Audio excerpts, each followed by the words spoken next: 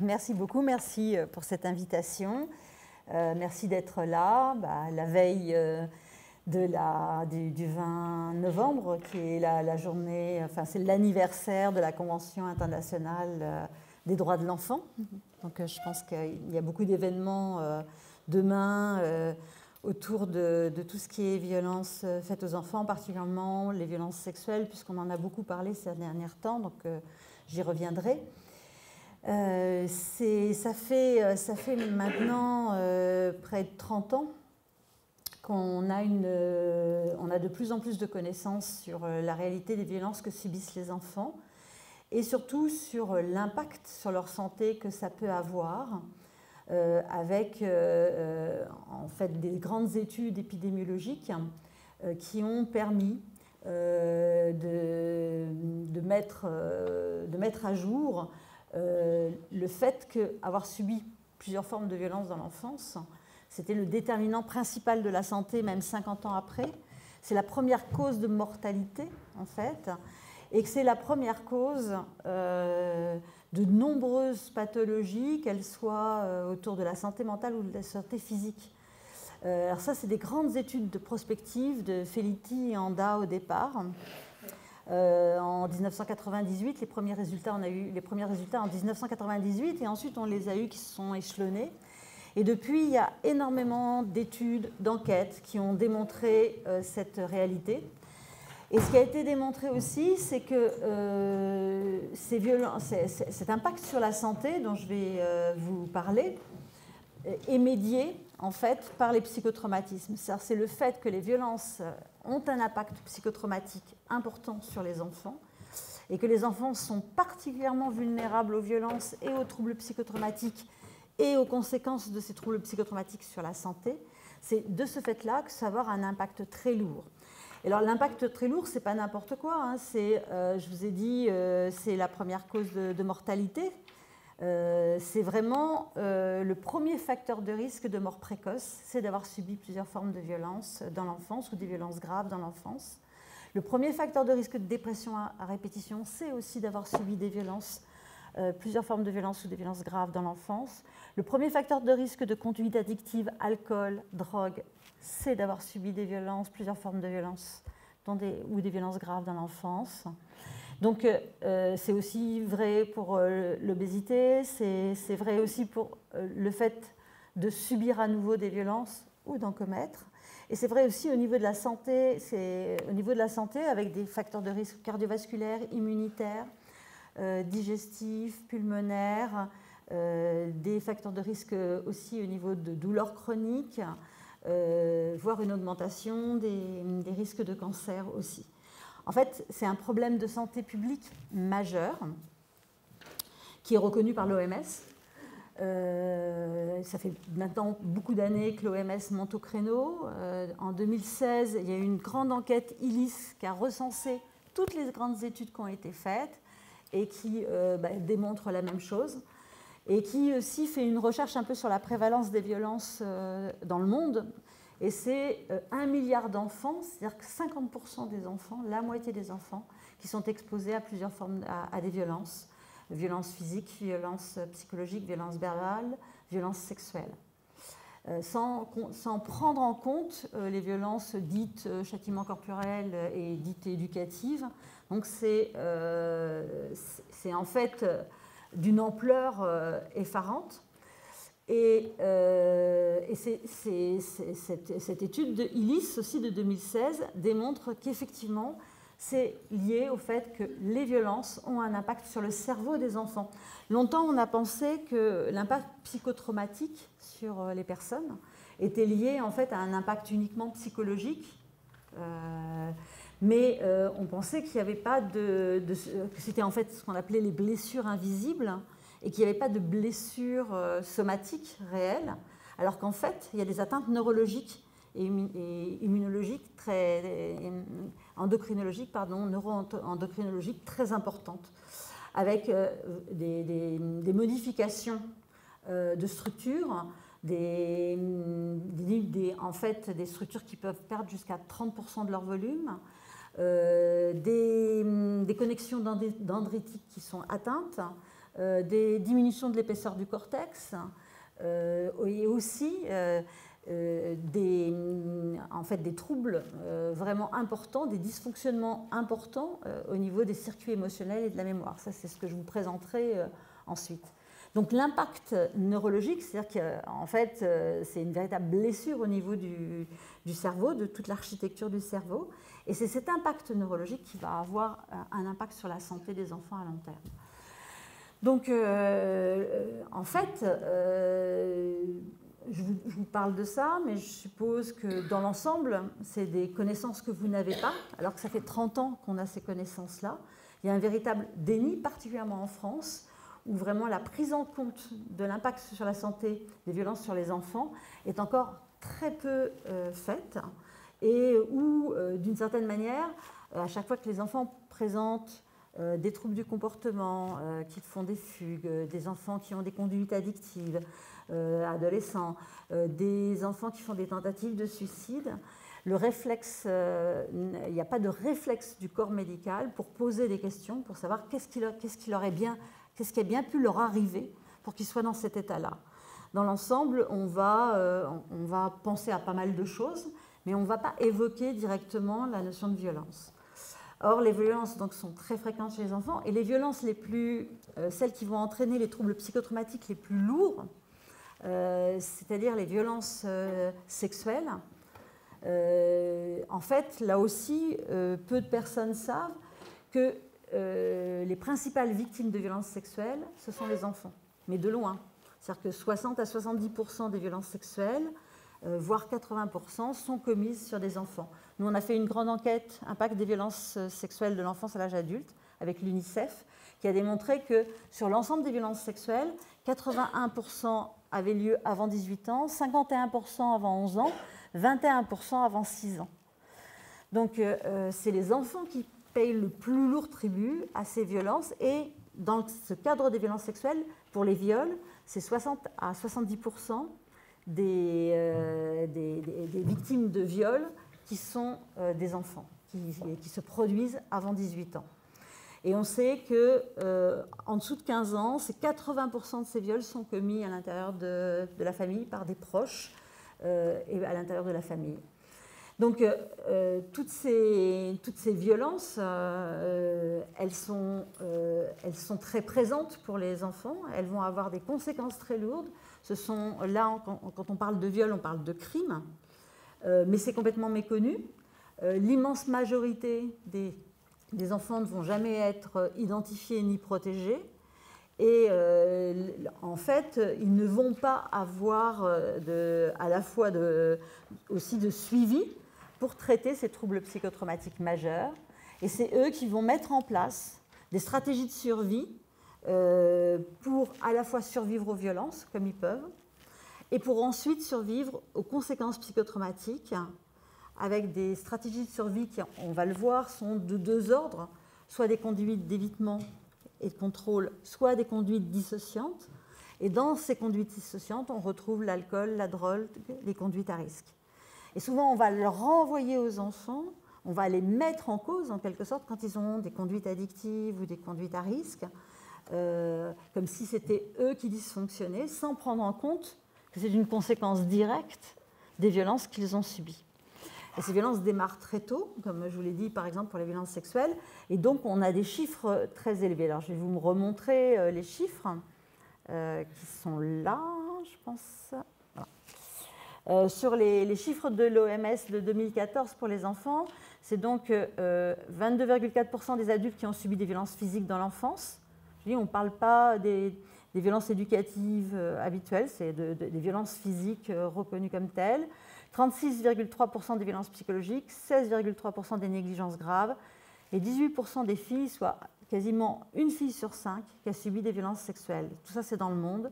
Et un garçon sur 13, 7,6% des garçons, qui a subi des violences sexuelles. Et les derniers chiffres donc, de l'OMS de 2016, c'est un enfant sur 4 a subi des violences physiques, une fille sur 5 a subi des violences sexuelles au moins une fois dans sa vie. Et quand on prend toutes les formes de violence, c'est donc un enfant sur 2 dans le monde, donc 1 milliard d'enfants qui a subi des violences. Donc en sachant toutes les conséquences très lourdes sur la santé, on peut comprendre à quel point il s'agit d'un problème de santé publique majeur et que protéger les enfants, c'est changer le monde en quelque sorte. Protéger les enfants, c'est éviter les conséquences très lourdes sur la santé de ces enfants et c'est aussi, puisque le premier facteur de risque de subir des violences à nouveau, c'est d'en avoir déjà subi, c'est aussi, et le premier facteur de risque de commettre des violences, c'est d'en avoir déjà subi, c'est donc aussi arrêter aussi un cycle des violences sans fin. On a fait des grandes études comme ça de Fulu qui ont montré que pour une fille, avoir subi des violences physiques et sexuelles dans l'enfance, ça multiplie par 19 le risque de subir à nouveau des violences sexuelles et des violences conjugales à l'âge adulte. Pour un garçon, avoir subi des violences physiques et sexuelles dans l'enfance, ça multiplie par 16 le risque de commettre des violences conjugales et des violences sexuelles. Voilà. Et tout ça pourrait en fait être évité si on identifiait les enfants victimes de violences, si on les dépistait, si on les protégeait. Ça, c'est vraiment un élément qui pose problème dans notre pays, particulièrement, et si on leur offrait des soins. Et là aussi, on est vraiment très en deçà des besoins et des nécessités. Alors vous avez peut-être entendu parler autour aussi des attentats, à quel point pour les victimes, ça a été une galère pour pouvoir avoir accès à des soins spécifiques pour leurs troubles psychotraumatiques qui étaient majeurs. Pour les violences sexuelles, vous en avez peut-être aussi entendu parler, mais c'est pour toutes les formes de violence. Être prise en charge de façon spécialisée pour traiter ces troubles psychotraumatiques, c'est l'exception en quelque sorte. Ça devrait être la règle, mais c'est l'exception. Et du coup, on a vraiment beaucoup travaillé avec la Délégation générale de l'offre de soins pour en fait mettre en place 10 centres au départ, 10 centres du psychotrauma avec des soins gratuits, pluridisciplinaires pour les victimes de violences. Et ces 10 centres, normalement, ça devait être une première vague de 10 centres avec des vagues successives. Et en fait, ce qui était prévu au départ, c'était 100 centres, c'est-à-dire un centre par département. C'est-à-dire vraiment de couvrir de façon régalienne, de couvrir tout le territoire et l'outre-mer. Et là, maintenant, on en est pour l'instant réduit à 10 centres et on ne sait pas ce qui va se passer. Mais cette nécessité est vraiment impérative. Alors, pour vous montrer aussi à quel point on est dans le déni de cette réalité-là et de ces conséquences-là, déjà, je vous ai dit, ça fait 30 ans qu'on a ces connaissances-là, mais on en entend très peu parler. Et surtout, ça fait 30 ans qu'on sait que c'est un problème de santé publique majeur, qu'on sait que plus de 60% de la psychiatrie est directement liée à des conséquences des violences. On le sait au niveau, tout le monde est d'accord pour dire que c'est au moins 60%. Et les médecins, en France, ne sont toujours pas formés ni au dépistage des violences, ni à la prise en charge, ni au dépistage des conséquences des violences, ni à la prise en charge des troubles psychotraumatiques. Donc on est en face d'un problème de santé publique majeur, reconnu depuis 30 ans, avec des études internationales à foison, et on n'applique rien de ce qui devrait être appliqué pour protéger et soigner les enfants. Donc on est dans une situation où il y a une véritable perte de chance effroyable, par manque de volonté politique, de volonté aussi au niveau du corps médical pour se former, en sachant que là, en 2018, malgré tout le plaidoyer que l'on fait depuis de nombreuses années, malgré ce plaidoyer-là, on en est encore dans cette situation-là où les médecins ne sont toujours pas formés pendant leurs études médicales et où les psychiatres, en ce qu'on appelle en diplôme de spécialité, les internes en diplôme de spécialité, ne sont toujours pas formés à la psychotraumatologie, alors que c'est 60% de leur spécialité. Donc, il y a vraiment une volonté politique de ne pas prendre en compte cette réalité-là, et une volonté politique, en quelque sorte, de ne pas lutter contre les violences, contre toutes ces formes de violence. Vous avez peut-être entendu parler, puisqu'on est beaucoup monté au créneau, avec la loi Schiappa sur la lutte contre les violences, sur le renforcement de la lutte contre les violences sexuelles et sexistes, qu'on avait demandé, après le scandale de 2 procès où des petites filles de 11 ans avaient été considérées comme consentantes à des actes sexuels et où les faits qu'elles avaient subis, pour l'une, avaient été déqualifiés en atteinte sexuelle et pour l'autre, le procès avait abouti à un acquittement, alors que la petite de 11 ans s'était retrouvée enceinte, en plus, du viol qu'elle avait subi et qu'elle avait dû abandonner son enfant. Enfin, je veux dire, quelque chose d'absolument inhumain. Vous savez que la Cour européenne reconnaît les violences sexuelles sur les enfants comme des actes cruels, dégradants et inhumains. Et bien, en France, la loi ne les reconnaît pas comme tels. Puisqu'en fait, il s'agit... on considère les violences sexuelles, les définitions du viol et de l'agression sexuelle, on a les mêmes définitions pour des adultes que pour des enfants. Donc on a des définitions qui reposent sur le fait que les personnes peuvent avoir des relations sexuelles consenties. Donc en fait, il faut prouver que ces relations sexuelles ne sont pas consenties. Et pour le prouver, il faut qu'on mette, pour qualifier ces actes sexuels subis en tant que viol et agression sexuelle, il faut prouver qu'il y a eu violence, contrainte, menace ou surprise, en sus de l'acte sexuel. Or, pour un enfant, un acte sexuel de pénétration, c'est une violence atroce. Enfin, c'est une torture, c'est reconnu comme une torture au niveau international. Sauf que là, il faut prouver qu'en plus, il y a eu des violences en plus, alors pour un enfant, avec des adultes ayant autorité particulièrement, un enfant, comment peut-il se débattre? Comment peut-il essayer de fuir? Comment peut-il... Et du coup, justement, c'était sur cette notion de contrainte et de surprise où on voulait qu'il y ait un seuil d'âge du consentement, en dessous duquel tout acte sexuel commis sur un enfant serait automatiquement un viol ou une agression sexuelle, ce qui est quand même de la base humaine, enfin, humainement parlant, enfin, je ne vois pas qui peut s'opposer à cette notion-là. Donc on avait mis, nous, l'âge de 15 ans, on avait demandé l'âge de 15 ans, et en cas d'inceste, puisque les incestes sont très fréquents dans le cadre des viols, bien entendu qu'il faut aller au-delà de 15 ans, parce que je veux dire, l'adolescent est piégé, et il n'a aucun moyen, et puis il ne peut pas être consentant à une telle situation, avec un consentement libre, éclairé, dans le cadre de ce contexte-là, donc 18 ans pour l'inceste et pour des situations de handicap lourds, et d'adultes ayant autorité. Et vous avez peut-être suivi, mais le Conseil d'État s'est opposé, tout comme le Conseil d'État a accepté aussi une question prioritaire de santé sur la prostitution, sur le renforcement de la loi sur la prostitution. Donc le Conseil d'État s'est opposé, et du coup, on a eu une énième loi, toujours la même, avec toujours une définition qui est la même pour les adultes et pour les enfants, où on précise la contrainte et la surprise, et on la précise en termes de discernement et d'abus de vulnérabilité, en sachant bien qu'un enfant de 8 ans, on peut considérer qu'il a un discernement, que l'abus de vulnérabilité, on ne sait pas du tout sur quels éléments ça va être jugé, et que l'on sait qu'actuellement, je ne sais pas si vous connaissez les chiffres, qui sont complètement inconcevables, mais d'ailleurs c'est étonnant que ça ne fasse pas plus d'impact. Enfin, les gens sont un peu anesthésiés face à cette réalité-là. Pour les adultes, on a 10% de plaintes pour viol, donc pour les crimes les plus graves, les crimes sexuels les plus graves.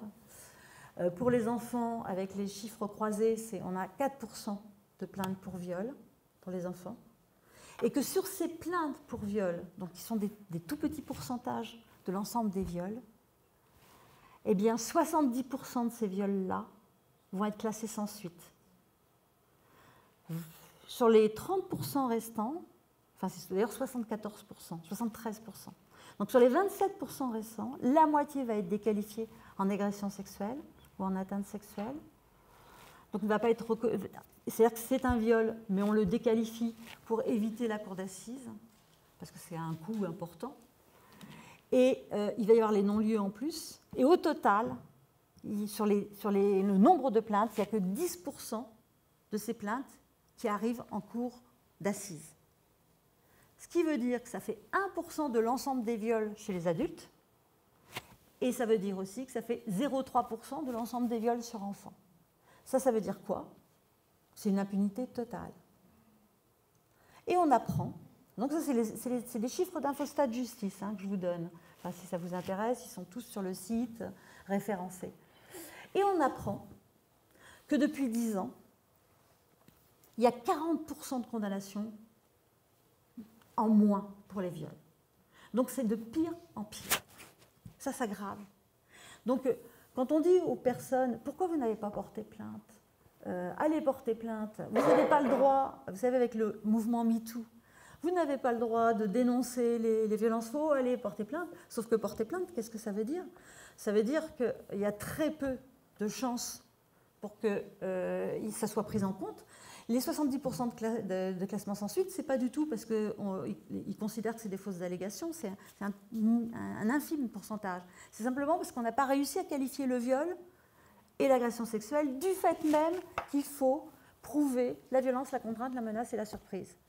Et que d'une certaine manière, on va le voir, ce qui est absolument, là aussi, d'une cruauté assez inconcevable, les conséquences psychotraumatiques universelle et normale d'une personne face à une violence, et d'autant plus un enfant face à une violence, font que ces personnes se retrouvent dans un état, vous en avez dû en entendre parler, de sidération, de paralysie psychique, que toutes les personnes, enfin c'est pas du tout dépendant de la personne qui subit les violences, c'est dépendant de la violence et du contexte où elle se produit, qui va entraîner une paralysie psychique qui empêche la victime de pouvoir réagir, de pouvoir parler.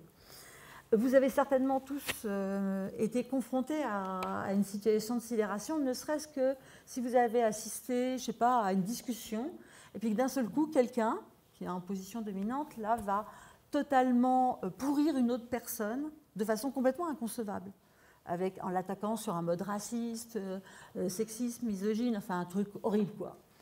Et où, le plus souvent, dans ces cas-là, vous devez avoir l'expérience, on va rester bouche bée. On ne va même pas être capable de réagir pour une chose comme ça. Parce que c'est vraiment ce côté complètement inconcevable, avec une intention de nuire telle que ça bloque. Et les violences sexuelles, par exemple, l'intention de nuire, de détruire l'autre, de le considérer comme un objet, de jouir en plus de cet objet-là, et d'une telle cruauté que ça sidère les personnes. Et cette sidération, je vais le voir, on va le reprendre tout de suite après, va entraîner aussi ce qu'on appelle une dissociation traumatique, un mécanisme de survie dans le cerveau, qui va faire que les personnes vont se retrouver anesthésiées, déconnectées. Et cette déconnexion, elle dure tout le temps où la personne, la victime, est en contact avec l'agresseur. Or, dans la plupart des situations de violence, particulièrement chez les enfants sont bien entendu en contact le plus souvent avec leurs agresseurs, puisque le plus souvent ça se passe à l'intérieur de la famille, dans les institutions, à part des proches. Et du coup, cette anesthésie émotionnelle va les rendre dans l'incapacité de se protéger. Alors, déjà, ils sont un enfant, ce sont des enfants, donc ce n'est pas à eux de se protéger, théoriquement, c'est aux adultes de les protéger, mais ils vont être complètement sous emprise, complètement dans cette incapacité de pouvoir s'opposer à ce qui se passe, et on va reprocher aux victimes cette sidération. Pourquoi vous n'avez pas bougé? Pourquoi vous n'avez pas crié? Pourquoi vous n'avez pas dit non? Et par rapport à la notion de contrainte, de menace, de surprise et de violence, on va en fait considérer que même une enfant, c'était le problème des deux petites filles de 11 ans, que ce soit à Meaux ou à Pontoise, même une enfant, si elle n'a pas dit non, si elle ne s'est pas débattue, en plus, une enfant à 11 ans, on lui demande « est-ce que tu as dit non ?» Bah, répond « bah non, je n'ai pas dit non ». Elle était sidérée, elle était paralysée, elle ne sait pas quoi en dire. Du coup, elle va... Et puis, est-ce que tu as obéi? Bah oui, je l'ai suivi, bah oui, il m'a demandé d'ouvrir la bouche, bah oui, j'ai ouvert la bouche. Enfin, des trucs horribles dans les escaliers, enfin, des trucs atroces, quoi. Et bien, du coup, c'est qu'elle était consentante. Enfin, c'est qu'on ne peut pas prouver le non-consentement. Et qu'en fait, on considère que, du coup, puisque la victime n'a pas dit non, l'agresseur ne peut pas savoir qu'elle n'était pas consentante, même si c'est dans un local poubelle, même si on est monté au créneau ce week-end pour une adolescente de 13 ans handicapée dans des toilettes publiques, même dans ce contexte-là, on peut considérer qu'elle est consentante. Enfin, On est dans un délire total. Mais ça, c'est la réalité. Donc voilà, donc on est dans cette situation où tout est retourné contre la victime et où on a cette culture de la violence, où c'est forcément la victime qui est à l'origine des violences. En quelque sorte, on va toujours voir qu'est-ce qu'a fait la victime pour subir ces violences-là, en ayant vraiment comme idée directrice que c'est la victime qui fabrique un agresseur, qui fabrique un violeur, alors que bien entendu, ce n'est pas du tout le cas.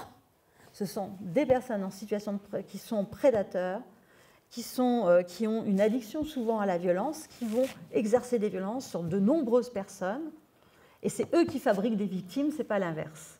Vous voyez, on a ce retournement de situation, et qui est lié, sur le fond, au fait que les violences s'exercent toujours dans un contexte d'inégalité, dominant à dominé. On sait que plus vous êtes en situation de vulnérabilité, plus vous êtes discriminé pour différentes raisons, plus vous subissez les violences. Un enfant handicapé va subir 4 fois plus de violences qu'un enfant qui ne l'est pas, que ce soit des violences physiques ou sexuelles. C'est pareil pour les adultes. Donc plus les personnes vont être en situation de fragilité et de devoir être protégées, plus ils vont être exposés. Et que c'est cette situation d'inégalité qui est à l'origine des violences. Et les violences, ce qui est terrible, c'est que les violences vont aggraver ces inégalités et du coup, dans un système atroce d'injustice sans fin, plus vous subissez des violences, plus vous êtes en situation de marginalisation, de précarité, plus vous allez en subir. Enfin, on n'en sort pas. Plus vous allez être traumatisé, plus vous allez subir des violences et du coup, on n'en sort pas. Donc du coup, aussi, lutter contre les violences, c'est aussi lutter contre les inégalités. C'est aussi lutter pour les droits des femmes qui sont très exposées aux violences, comme les violences conjugales, les violences sexuelles, et puis les enfants. Donc lutter pour leurs droits, c'est l'objet de demain, de la Convention internationale des droits de l'enfant que la France respecte très peu. Donc c'est vraiment changer la donne sur ce mode-là. Et puis c'est surtout ne laisser aucun enfant subir des violences sans agir, sans lui voler à son secours, sans le protéger et sans le prendre en charge ses troubles psychotraumatiques. C'est-à-dire que le protéger, c'est déjà énorme, mais ça ne suffit pas. L'enfant, à partir du moment où il a été traumatisé, il a des conséquences psychotraumatiques avec des atteintes neurologiques qui vont avoir une cascade de conséquences qui vont impacter sa santé de façon très grave. C'est ce que je vous ai dit tout à l'heure, avec des conséquences extrêmement lourdes sur la santé à très long terme, puisqu'on sait qu'avoir subi plusieurs formes de violence, c'est le déterminant principal de la santé, même 50 ans après, sur l'état de santé des gens, et c'est possiblement 20 ans d'espérance de vie en moins. Enfin, ça rigole pas. Voilà. Donc voilà, donc, il faut donc attaquer cette tolérance, et pour attaquer cette tolérance, il faut aussi, bien entendu, ne pas être dans le déni et la loi du silence, donc parler de ces chiffres que très peu de personnes connaissent. Enfin, je ne sais pas si par exemple vous connaissiez un peu les chiffres des violences sexuelles sur les enfants, par exemple. Vous avez dû entendre parler qu'il y avait 93 000 femmes qui subissaient des viols et des tentatives de viol par an. 15 000 hommes. 93 000 femmes, 15 000 hommes. Mais on entend parler des femmes dans l'ensemble. Mais les enfants, les filles sont 130 000 à subir des viols et des tentatives de viol, bien plus. Et les garçons, 35 000 à subir des viols et des tentatives de viol. Voilà. Donc c'est ces chiffres-là, c'est énorme, ce sont des crimes. Donc ça veut dire qu'on tolère dans notre société que autant de personnes en situation de très grande vulnérabilité que l'on devrait protéger subissent des tortures, enfin des actes, je reprends la terminologie de la Cour européenne des droits humains, ce sont des actes cruels, dégradants et inhumains. Voilà. Donc on peut même, vu le contexte de la France, on peut même, et c'est ce qu'on est en train de réfléchir à le faire, porter plainte contre l'État pour complicité de torture à partir du moment où, même si ce n'est pas l'État qui organise les tortures, si ces tortures sont produites à l'intérieur de la société civile et que l'État ne fait rien pour protéger les victimes et ne sais plus comment il faut faire pour le remettre. Si l'État ne fait rien, je crois qu'il y a un truc tout simple à faire, mais je ne sais plus lequel c'est. Vous vous souvenez? Remuer, ça j'ai fait. Je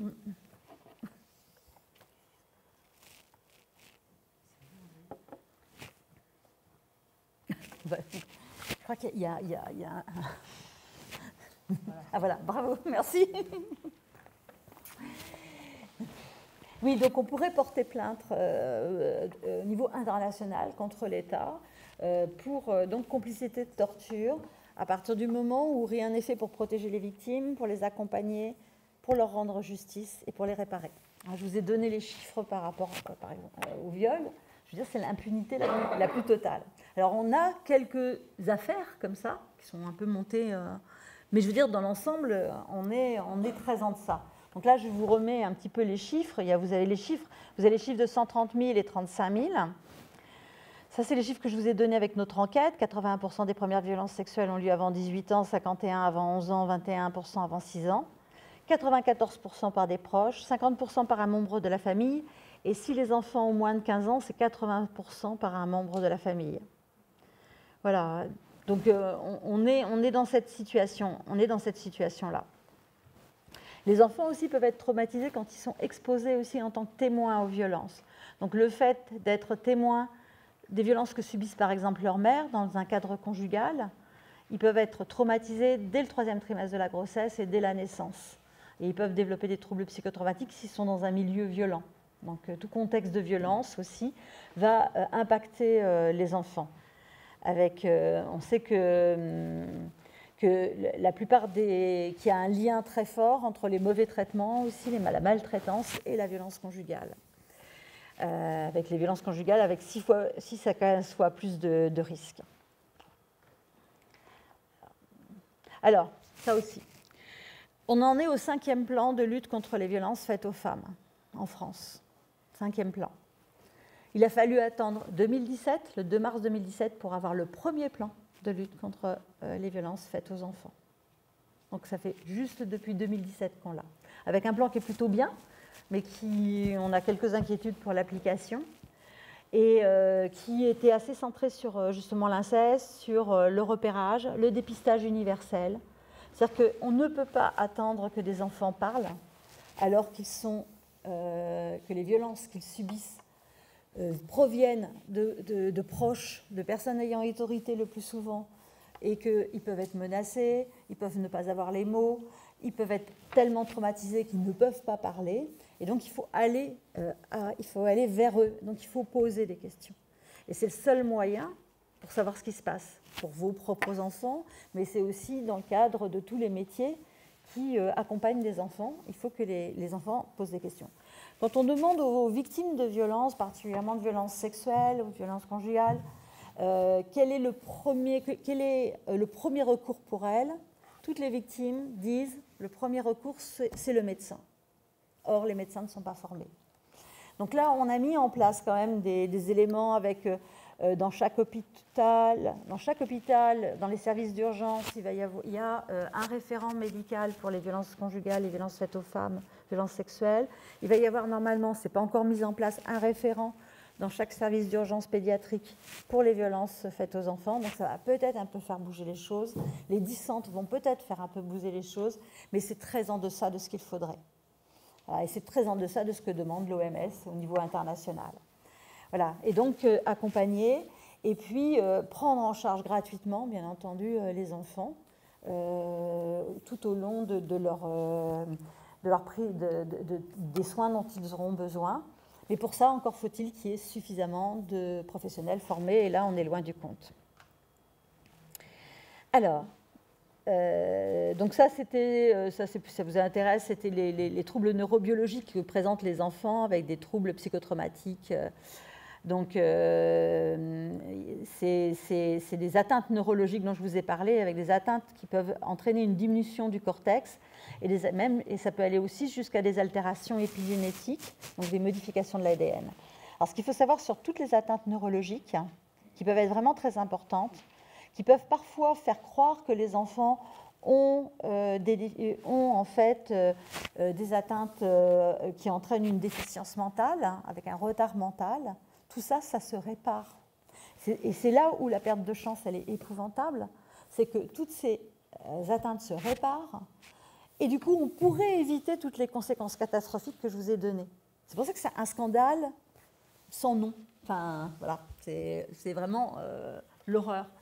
Et on sait, par exemple, que, comme vous savez, en fait, le cerveau fonctionne un petit peu comme le tissu osseux, surtout les zones qui sont justement impactées par le stress et par les violences.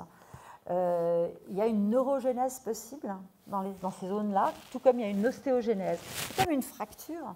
Il faut qu'on répare la fracture, c'est-à-dire qu'on remette les os les uns en face des autres, et puis le tissu osseux se répare tout seul.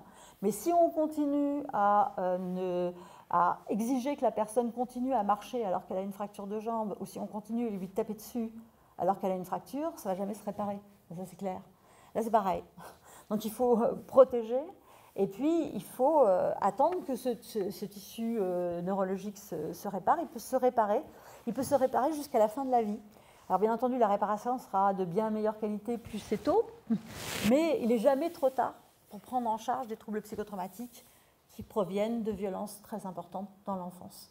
Donc moi, je peux prendre en charge des personnes qui ont 90 ans, qui ont subi des incestes, par exemple, dans l'enfance, ou des maltraitances très graves dans l'enfance. Voilà. Donc c'est jamais trop tard. Et les altérations épigénétiques, elles vont jouer... Alors, contrairement à ce qui a pu être dit, ce n'est pas du tout une transmission génétique des violences. C'est en fait une altération génétique par rapport à tout ce qui est contrôle du stress. C'est-à-dire que les personnes qui ont subi des stress extrêmes vont avoir un système de contrôle qui va être altéré génétiquement, ce qui fait qu'elles vont avoir une double peine en quelque sorte, c'est-à-dire qu'elles vont être encore plus vulnérables au stress alors qu'elles ont déjà subi un énorme stress. Donc c'est ça aussi qu'il faut éviter. Et quand on prend en charge des enfants, on peut se retrouver dans des situations où des enfants qui ont été considérés comme ayant des retards mentaux très importants, ayant des troubles du comportement, alcool, drogue, avec des diagnostics psychiatriques souvent très lourds, on va le voir, on peut vraiment porter des diagnostics extrêmement lourds. Si on les prend en charge, ces enfants dont on considérait qu'ils étaient perdus, donc c'était vraiment définitif en quelque sorte, quand vous dites que quelqu'un est schizophrène dans l'ensemble, on vous dit que c'est à vie.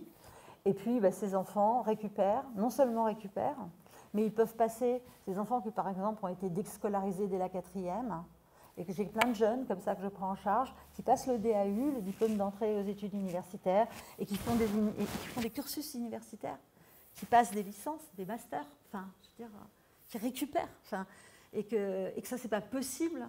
Parce que ce n'est pas possible de se dire que, voilà, il y en a certains à qui on va pouvoir offrir cette possibilité-là, mais que l'immense majorité, eh ben, je veux dire, leur vie continuera à être brisée et continueront à être totalement marginalisées, à ne pas pouvoir s'en sortir. Alors, pour comprendre pourquoi il y a de telles conséquences. Alors ça, je vous l'ai dit, hein, c'est vraiment la cruauté, elle est aussi dans le fait qu'on va retourner les symptômes qui sont des symptômes universels et normaux contre les personnes. Donc on va stigmatiser tous les troubles de la conduite et tous les troubles psychotraumatiques.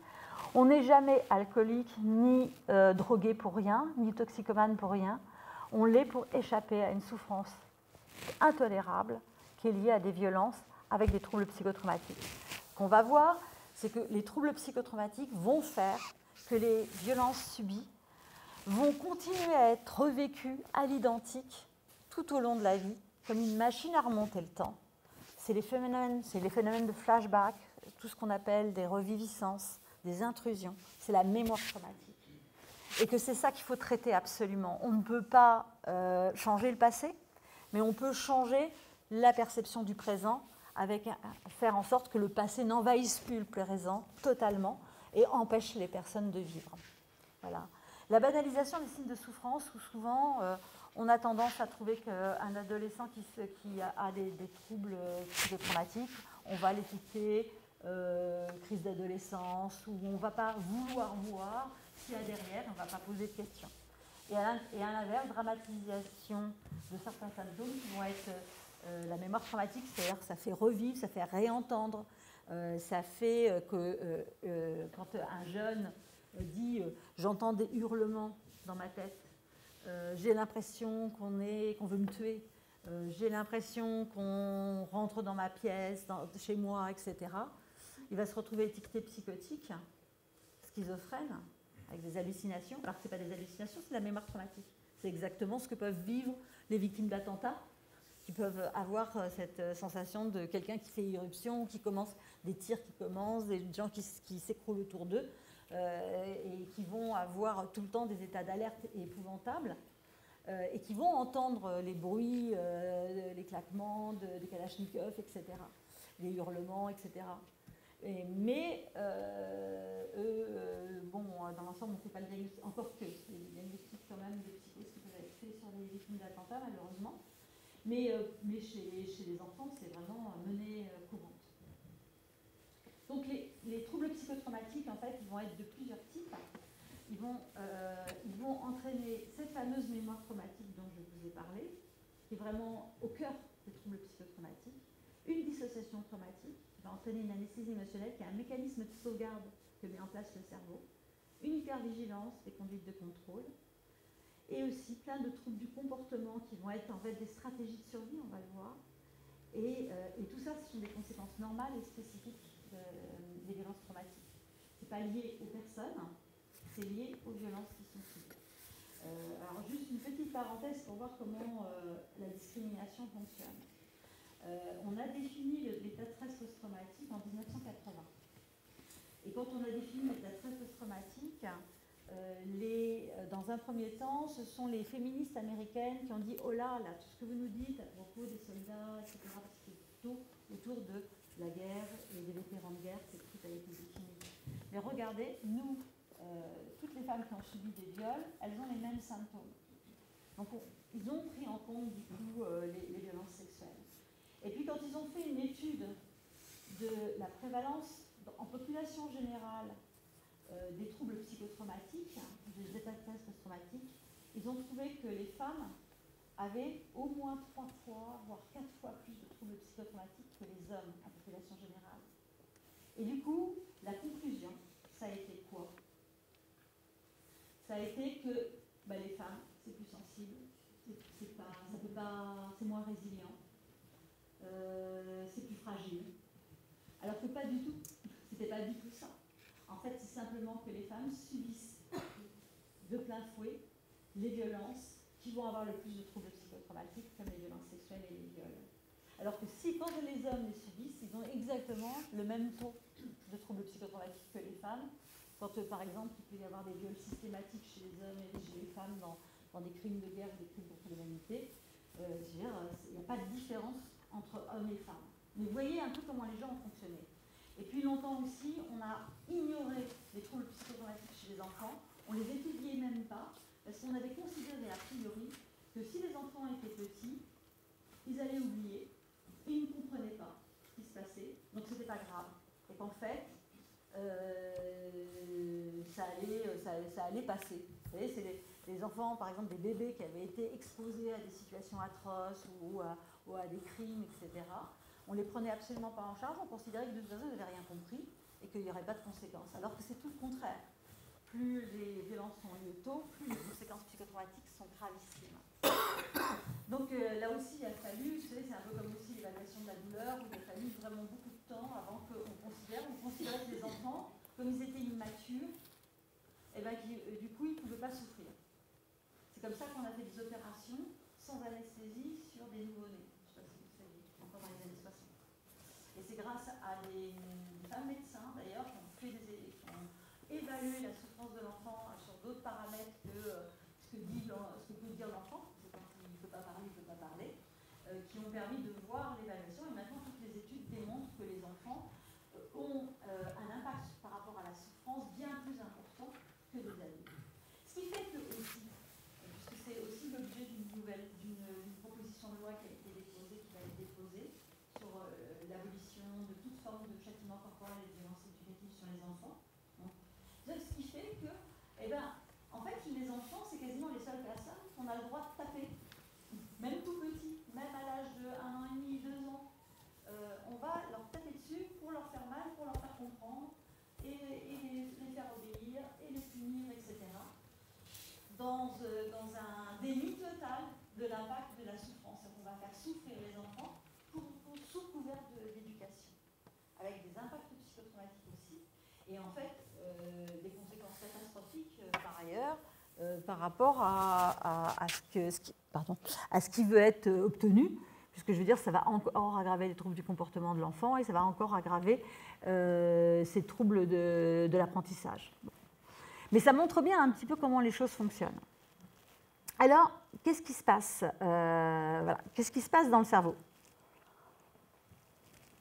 Pour comprendre, je vous ai montré des coupes du cerveau. Et voilà. Tout se passe à partir d'une petite structure qui s'appelle l'amygdale cérébrale, qui est une structure, on la voit aussi ici. Ah mince, à chaque fois, c'est très sensible. On la voit ici. C'est une petite structure sous-corticale, archaïque, qui est une structure qui répond au danger. C'est notre structure de survie, en fait, qu'on partage avec tous les animaux. Et cette structure, elle s'allume en premier. C'est-à-dire qu'on n'a pas besoin de comprendre le danger pour s'allumer au niveau d'une alarme intérieure. C'est-à-dire qu'avant même qu'on comprenne qu'il y a quelque chose qui n'y va pas, il se passe quelque chose, on est déjà en état d'alarme. Je ne sais pas si vous comprenez. C'est-à-dire que voilà. Et c'est pour ça qu'un bébé, même s'il ne comprend rien, si on veut lui nuire, si on l'attaque, s'il est exposé à des violences, il va s'allumer. Il va avoir une alarme face à ce danger-là. Et cette alarme, en fait, elle a comme fonction d'alerter le cortex pour dire « attention, il se passe quelque chose de grave » et de produire des hormones de stress, adrénaline, cortisol, pour préparer l'organisme à affronter cette situation-là. Alors, ce qui se passe normalement, c'est que vous êtes dans une situation de danger, vous êtes en voiture, il y a une situation de danger, votre amygdale s'allume, elle informe le cortex,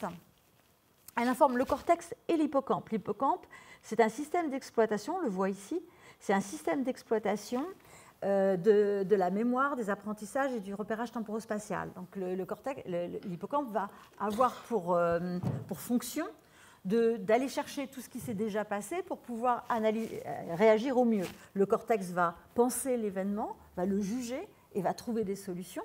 Donc c'est ces fonctions supérieures, l'hippocampe c'est du cortex aussi, qui vont répondre à la situation et c'est à partir du moment où le cortex et l'hippocampe commencent à répondre, c'est à ce moment-là que ça va contrôler la réponse émotionnelle. L'alarme, elle monte, mais s'il y a une réponse au niveau des fonctions supérieures, si on agit, à ce moment-là, elle est contrôlée et du coup, elle va diminuer. Et si vous devez vous battre, bon, c'est pas mal d'avoir beaucoup d'hormones de stress en quelque sorte. Mais si vous devez au contraire faire des gestes fins pour sauver quelqu'un, il ne faut pas être dans un état de stress trop important parce que sinon vous n'allez rien pouvoir faire. Donc du coup, c'est le cortex qui va aménager la réponse, moduler la réponse corticale, moduler la réponse de l'amygdale cérébrale en fonction des besoins. Et puis ensuite, une fois que le danger est passé, tout ce qui s'est produit va être intégré par l'intermédiaire de l'hippocampe en mémoire autobiographique. C'est-à-dire tout ce qui a été vécu va devenir une mémoire autobiographique. Ça veut dire quoi? Ça veut dire que très rapidement, vous n'allez pas revivre l'événement comme vous l'avez vécu. Il va être analysé, intégré, pensé. Et du coup, vous savez bien, plein de situations qui vous sont arrivées. Par exemple, vous avez pu avoir très mal dans une situation. Vous vous rappelez que vous avez eu très mal, mais vous ne revivez pas. Vous ne le revivez pas à l'identique. Vous vous rappelez que vous avez été terrorisé, mais vous ne revivez pas cette terreur à l'identique. Sauf si vous êtes traumatisé. Ça va être là la différence.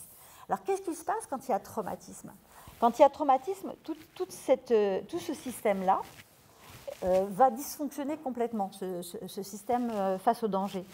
C'est-à-dire que la personne, elle est là, elle a quelqu'un en face d'elle qui a l'intention de nuire, veut la détruire d'une façon ou d'une autre, veut lui faire du mal, veut la soumettre, veut la transformer en objet, veut atteindre sa dignité, etc.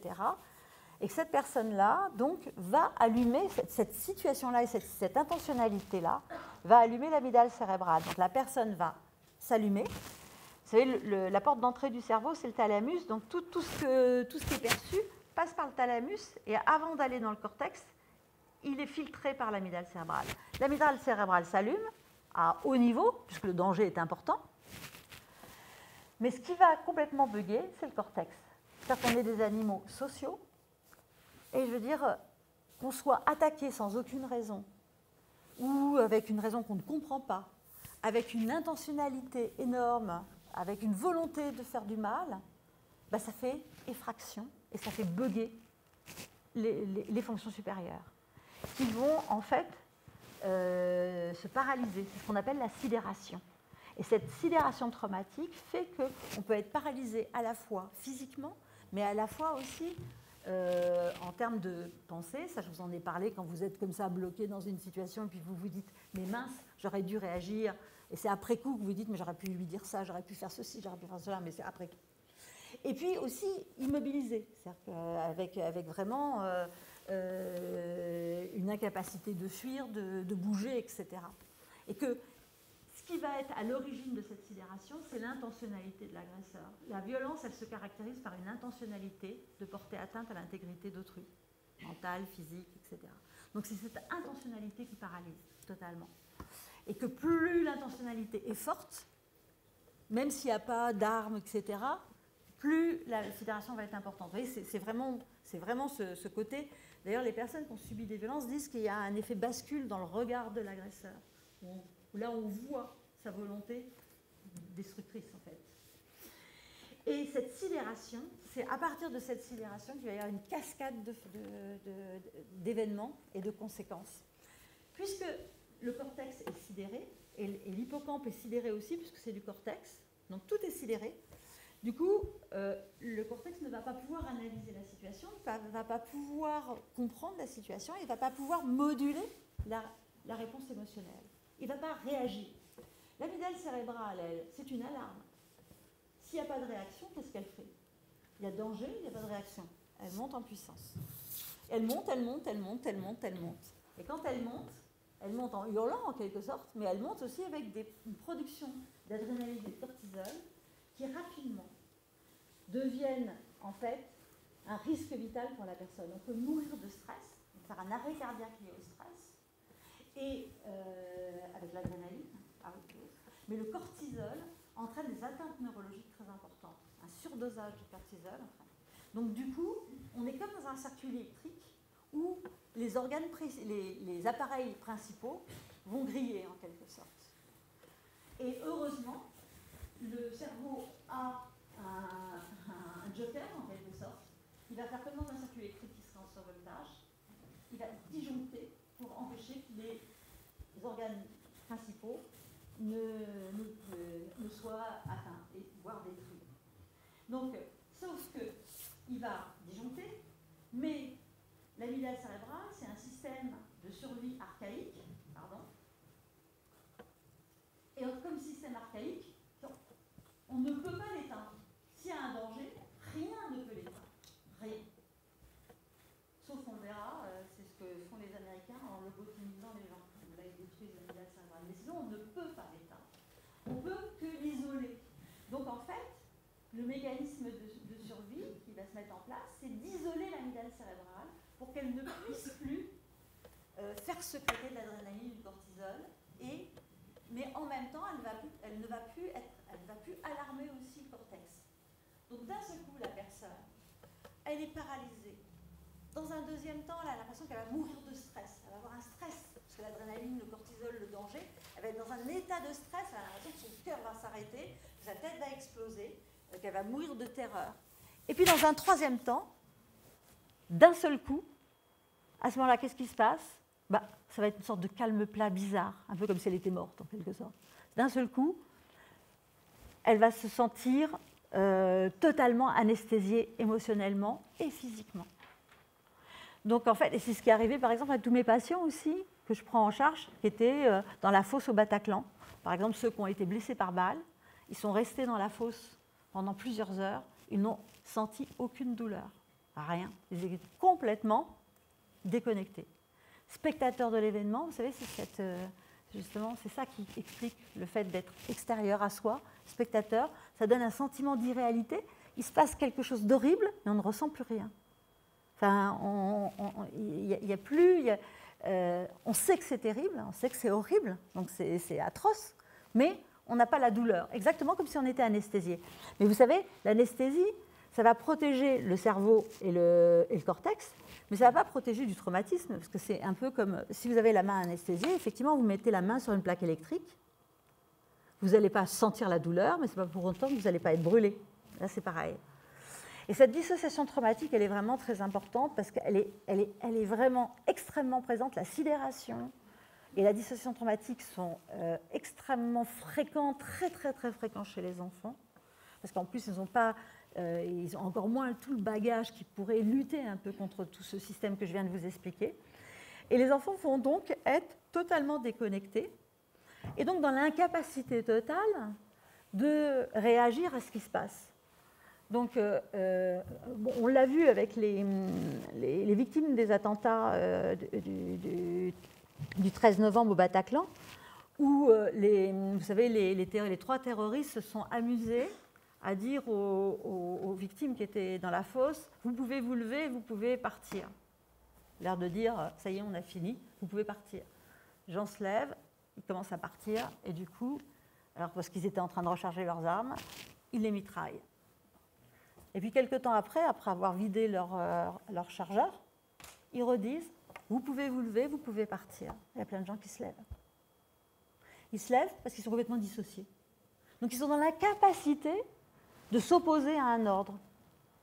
Quand vous n'êtes pas dissocié, on vous dit de faire quelque chose qui vous heurte, vous ne le faites pas, mais vous vous y opposez. Mais vous y opposez avec des émotions. Si vous n'avez plus aucune émotion, vous n'avez plus aucune capacité à vous opposer, ni à vous opposer à ce qui est dit, ni à vous opposer à ce qui est fait. C'est comme ça que les victimes de viol, on leur dit « tu te déshabilles, tu te mets à genoux, tu fais ceci, tu fais cela ». Et après, les juges leur disent, ou les policiers, « mais oui, mais puisque vous êtes mis à genoux, etc., c'est bien que vous le vouliez bien, même si c'est dans une cave avec 10 types, c'est bien que vous l'avez voulu puisque vous n'avez rien dit. » Et que vous n'avez pas, vous savez, c'est aussi, ça a été vraiment... toute la révolte des femmes espagnoles avec cette jeune femme qui a été violée par 5 hommes et dont les viols ont été déqualifiés parce que justement ces prédateurs, en plus qui avaient tout organisé, ils avaient filmé en vidéo et qu'ils avaient mis sur les réseaux sociaux. Et du coup, on voyait la fille qui ne bougeait pas. Elle était plus là. C'est ça. Vous savez, c'est un peu aussi ce qui se passait dans les camps, où les gens, ils étaient automates. Enfin, je veux dire, dans des situations comme ça extrêmes, on est complètement déconnecté. C'est un mécanisme de survie. Mais c'est un mécanisme de survie, mais qui expose aussi aux violences de l'agresseur. Et si on reste avec l'agresseur, le système enclenché va continuer à s'enclencher. Donc, il peut s'enclencher pendant 5 minutes, pendant 1 heure, pendant 2 heures. Par exemple, pendant les attentats, ça a été pendant 2h30, 3 heures. Mais ça peut être aussi pendant 1 mois, 1 an, 10 ans, 15 ans, 20 ans, quand on est dans la famille, avec des proches. Et après, on dit, mais pourquoi vous n'êtes pas parti? Pourquoi ceci? Pourquoi cela? Parce que les gens étaient complètement dissociés. En plus, quand les personnes sont dissociées, on a l'impression qu'ils sont bêtes. Parce qu'ils ne réagissent pas. Je ne sais pas si vous avez vu le film Police. On voit une petite jeune de 13 ans à qui on a imposé des fellations pour récupérer son téléphone portable avec un groupe. Et puis elle a l'air complètement à l'ouest, complètement, puis comme si elle ne se rendait pas compte, comme si elle était indifférente à ce qui s'est passé. Du coup, les policiers, ils la secouent en disant « mais non, mais c'est grave quand même là ». Puis quasiment sous-entendu, tu n'aurais jamais dû faire ça. Comme toujours, c'est à la victime qu'on va dire « tu n'aurais pas dû agir comme ça, etc. » Et comme elle continue à ne pas réagir, ils vont monter d'un cran, ils vont lui dire « mais dis donc, si on t'avait volé ton ordinateur portable, qu'est-ce que tu aurais fait ?» Et tout le monde s'écroulait de rire. Je suis allée à 2 ciné-débats. À chaque fois, toute la salle riait. Tout le monde était en train de rire de quelqu'un d'extrêmement traumatisé. C'est nul. Parce que c'est typique. Et les enfants qui sont complètement traumatisés, c'est les enfants qui vont s'en prendre plein la figure, partout. Parce qu'on va avoir l'impression qu'ils ne sont même pas fichus de partir, de réagir, harceler à l'école, on va les bousculer, ils ne vont pas réagir, on va leur hurler dessus, ils ne vont pas réagir, et on va dire mais ils sont trop bêtes, de toute façon, ceux-là. Et voilà, et ça va aussi les exposer beaucoup à d'autres violences. Quand une petite jeune a subi des violences sexuelles dans sa famille et qu'elle fait une fugue ou qu'elle se retrouve dehors, elle va être immanquablement repérée par des proxénètes parce qu'elle est la personne idéale à mettre en situation prostitutionnelle. Hein, c'est dès l'âge de 14 ans qu'elle est entrée en situation prostitutionnelle, parce que du coup, elle va pouvoir subir n'importe quoi, n'importe comment, sans rien dire. Voire même, elle pourra sourire en quelque sorte, parce qu'elle n'est plus là, elle est déconnectée.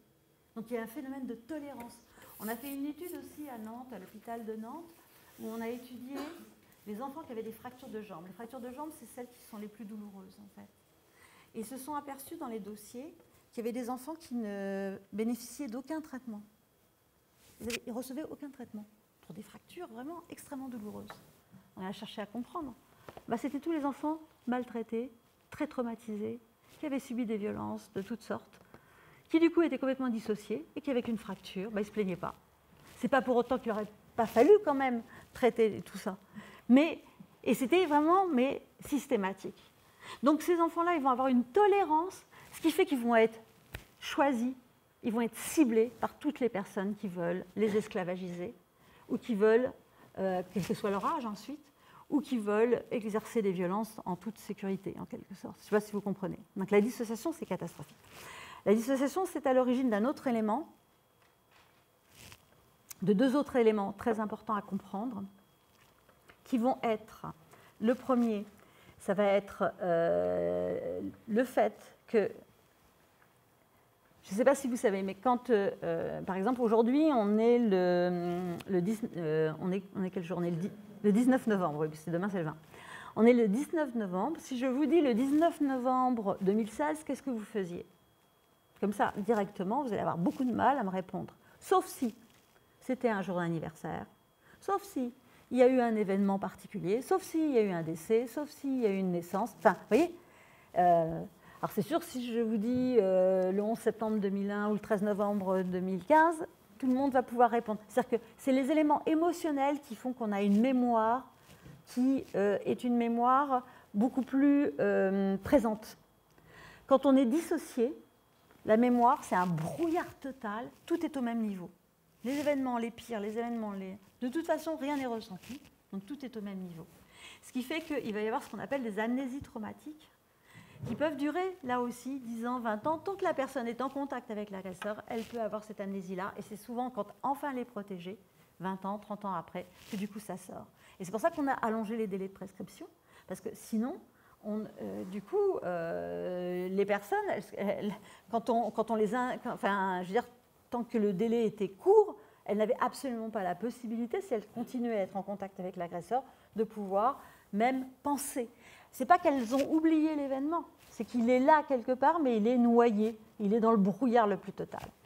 Et dernière chose par rapport à cette dissociation traumatique qui est vraiment important à comprendre, c'est qu'on réagit face aux personnes en termes d'empathie, on réagit avec, vous savez, des neurones miroirs.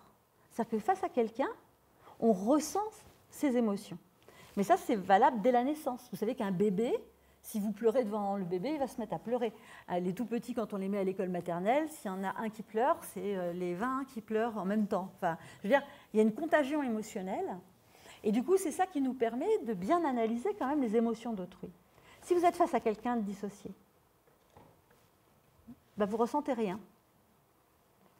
Et du coup, les gens qui sont les plus en danger, qui souffrent le plus, qui sont les plus traumatisés, qui ont subi les plus de violences, personne n'en a rien à faire. Je ne sais pas si vous comprenez. Par méconnaissance. Ça veut dire aussi qu'on va pouvoir leur faire les choses les plus horribles possibles, continuellement, quand ils sont dans une procédure judiciaire, qu'ils ont subi des actes de torture, de barbarie, qu'ils ont été mis en situation prostitutionnelle, les trucs les pires, on va quand même les exposer à leur bourreau. Ce qui est impensable. C'est-à-dire que vous avez eu un bourreau, on va vous mettre devant le bourreau. Un enfant, on va le remettre devant le bourreau. Si. Et puis en toute, entre guillemets, innocence en quelque sorte, puisque de toute façon, il n'a pas l'air de réagir, l'enfant. Il a l'air complètement... alors oui, il se balance, il a l'air bizarre, mais finalement... Donc on va torturer les enfants d'autant plus qu'ils n'ont pas cette capacité émotionnelle qui peut être lue par autrui.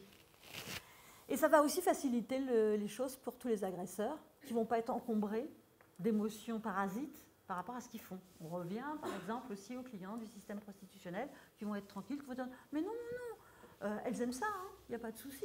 Bien sûr que les femmes, c'est bizarre, c'est des êtres qui n'ont pas de dignité et qui peuvent aimer être humiliés, qu'on leur crache dessus, qu'on leur fasse les pires choses et qui peuvent même trouver ça super et en jouir. Bah non, c'est des êtres humains, c'est pas possible, ce n'est possible que parce qu'elles sont complètement traumatisées. Je ne sais pas si vous comprenez aussi.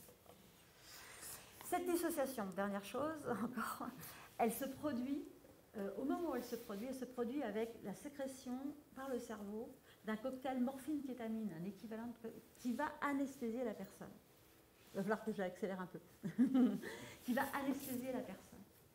Et cette anesthésie, c'est ça qui, du coup, est à l'origine de cette anesthésie. Mais comme c'est un cocktail de drogue dure, c'est un cocktail aussi qui va avoir des phénomènes de tolérance, d'accoutumance, ce qui fait que finalement, il va falloir des violences de plus en plus importantes aussi pour être anesthésié petit à petit. On va y revenir. Alors, vous avez bien compris l'accélération et la dissociation. Le troisième, c'est la mémoire traumatique. Qu'est-ce qui se passe avec les mémoires traumatiques? Au moment où ça disjoncte, ça isole l'amygdale cérébrale. Mais ça veut dire aussi que tous les événements, à partir du moment où ça a disjoncté, ils arrivent dans le thalamus, porte d'entrée du cerveau, tout ce qui est entendu, vécu, ressenti, etc. Ils passent par l'amygdale cérébrale, puisque c'est le trajet obligatoire, mais ils ne peuvent pas en ressortir. Ils ne peuvent pas être intégrés par l'hippocampe. Ils vont rester piégés dans l'amygdale cérébrale. Et c'est ça qu'on appelle cette mémoire émotionnelle, sensorielle, kinesthésique. C'est ça qu'on appelle la mémoire traumatique, c'est-à-dire qu'elle est piégée dans l'amygdale cérébrale. Tout ce qui est piégé dans l'amygdale cérébrale, en plus, est hypersensible, puisque c'est une situation de danger. Donc, en fait, cette mémoire traumatique, elle va être susceptible d'exploser, de se rallumer au moindre lien qui rappelle les choses. Bon, pour reprendre, par exemple, une victime d'attentat, aussitôt qu'il y a un bruit sec, une odeur de brûlé, la vue du sang, etc., ils partent en vrille. Ils revivent l'événement comme s'ils y étaient. C'est une machine à remonter le temps. Mais ça peut être aussi un cri, un bruit, une sensation. Si des enfants ont été maltraités alors qu'on leur posait des questions sous prétexte qu'ils n'étaient pas capables de répondre, etc., rien que le fait de poser une question, paf, ça les remet dans un état atroce. Vous savez, c'est ces enfants qui font des grandes crises, là, qui se roulent par terre quand on leur dit non. Personne ne réfléchit que peut-être qu'en fait, s'ils se roulent par terre, peut-être qu'ils avaient des raisons de se rouler par terre au moment où on leur a dit non. Peut-être qu'on les a tabassés et qu'ils ont hurlé. Et que quand on leur redit non plus tard, eh bien, ils revivent ça. Ça peut être aussi un examen gynécologique chez quelqu'un qui a subi des viols et la personne va être dans un état pas possible. Ça peut être un amoureux qui essaye d'embrasser sa copine et elle va être d'un seul coup très très mal ou elle ne va pas supporter parce que ça réveille sa mémoire traumatique. Ça peut être une situation où la personne, on a voulu l'étrangler et puis il y a quelque chose qui touche son cou et puis elle se met à de nouveau avoir l'impression. Quelqu'un qui a été séquestré, qui se retrouve dans un ascenseur et d'un seul coup il fait des attaques de panique atroces. Enfin, vous voyez, ça, après on peut en faire à longueur. Et cette mémoire traumatique, c'est une véritable machine à remonter le temps, c'est redoutable et ça va transformer la vie des personnes en un terrain miné. En plus, elle est particulière parce que ce n'est pas du cortex, donc ça n'a pas d'analyse. C'est-à-dire que tout, il n'y a pas en quelque sorte d'identification de ce qu'il y a à l'intérieur de cette mémoire traumatique. Ça veut dire que tout est mélangé. Mais la mémoire traumatique, elle contient la victime, ce qu'elle a ressenti, le contexte, les bruits, les odeurs qui peuvent revenir, ou d'un seul coup il y a une odeur comme ça qui envahit. Vous savez, c'était les victimes, les survivants de la Shoah qui avaient toujours cette odeur de fumée, ou les aboiements des chiens, ou les hurlements, tout ça qui revenait toutes les nuits, des cauchemars, etc. etc. Mais c'est aussi justement l'agresseur. C'est aussi les paroles de l'agresseur, c'est aussi le contexte de l'agresseur, c'est tout ce qu'il dit, tout ce qu'il a fait, sa haine, son mépris. Tout ça, ça va envahir aussi la victime. Donc elle va être envahie à la fois par la terreur, à la fois par la haine de l'agresseur, qui se retourne contre elle le plus souvent. le mépris qui se retourne contre elles. Et comme on n'a jamais dit aux gens qu'en fait, ce qu'ils ont dans le cerveau, ça peut ne pas leur appartenir, c'est-à-dire que ça peut appartenir à une scène avec des choses qui leur appartiennent parce que c'était leur histoire, mais qu'il y a des choses qui ne leur appartiennent pas parce que ça appartenait à l'agresseur ou à d'autres personnes qui étaient... Je ne sais pas si vous comprenez. Et bien du coup, tout ce que va dire l'agresseur, tout ce qu'il va faire, etc., peut être en fait identifié comme provenant de soi. Donc la haine, c'est comme si les gens se haïssaient. Le mépris, c'est comme s'ils se méprisaient. Les enfants à qui on a tout le temps dit « t'es nul, tu vaux rien, tu vas finir sur le trottoir, regarde-moi comment tu es, t'es incapable de, t'es grosse comme une vache, t'es moche, etc. etc. » C'est des personnes, aussitôt qu'elles vont se voir dans un miroir, elles vont se dire « mais qu'est-ce que t'es moche, ma pauvre fille, t'es qu'une grosse... » Elles ne vont pas arrêter de s'injurier. Vous savez ? Et puis pas arrêter de se haïr, voire avoir l'impression qu'elles veulent se tuer, puisqu'elles ont eu quelqu'un qui a voulu les tuer. Donc ça peut conduire à des actes suicidaires. Mais elles vont avoir aussi la violence de l'agresseur et avoir l'impression qu'elles sont peut-être un monstre, parce qu'elles ont une violence qui les envahit, mais qui n'est pas la leur. Elles ont des mots atroces qui les envahissent, mais c'est pas des phrases qui les envahissent, mais ce n'est pas les leurs.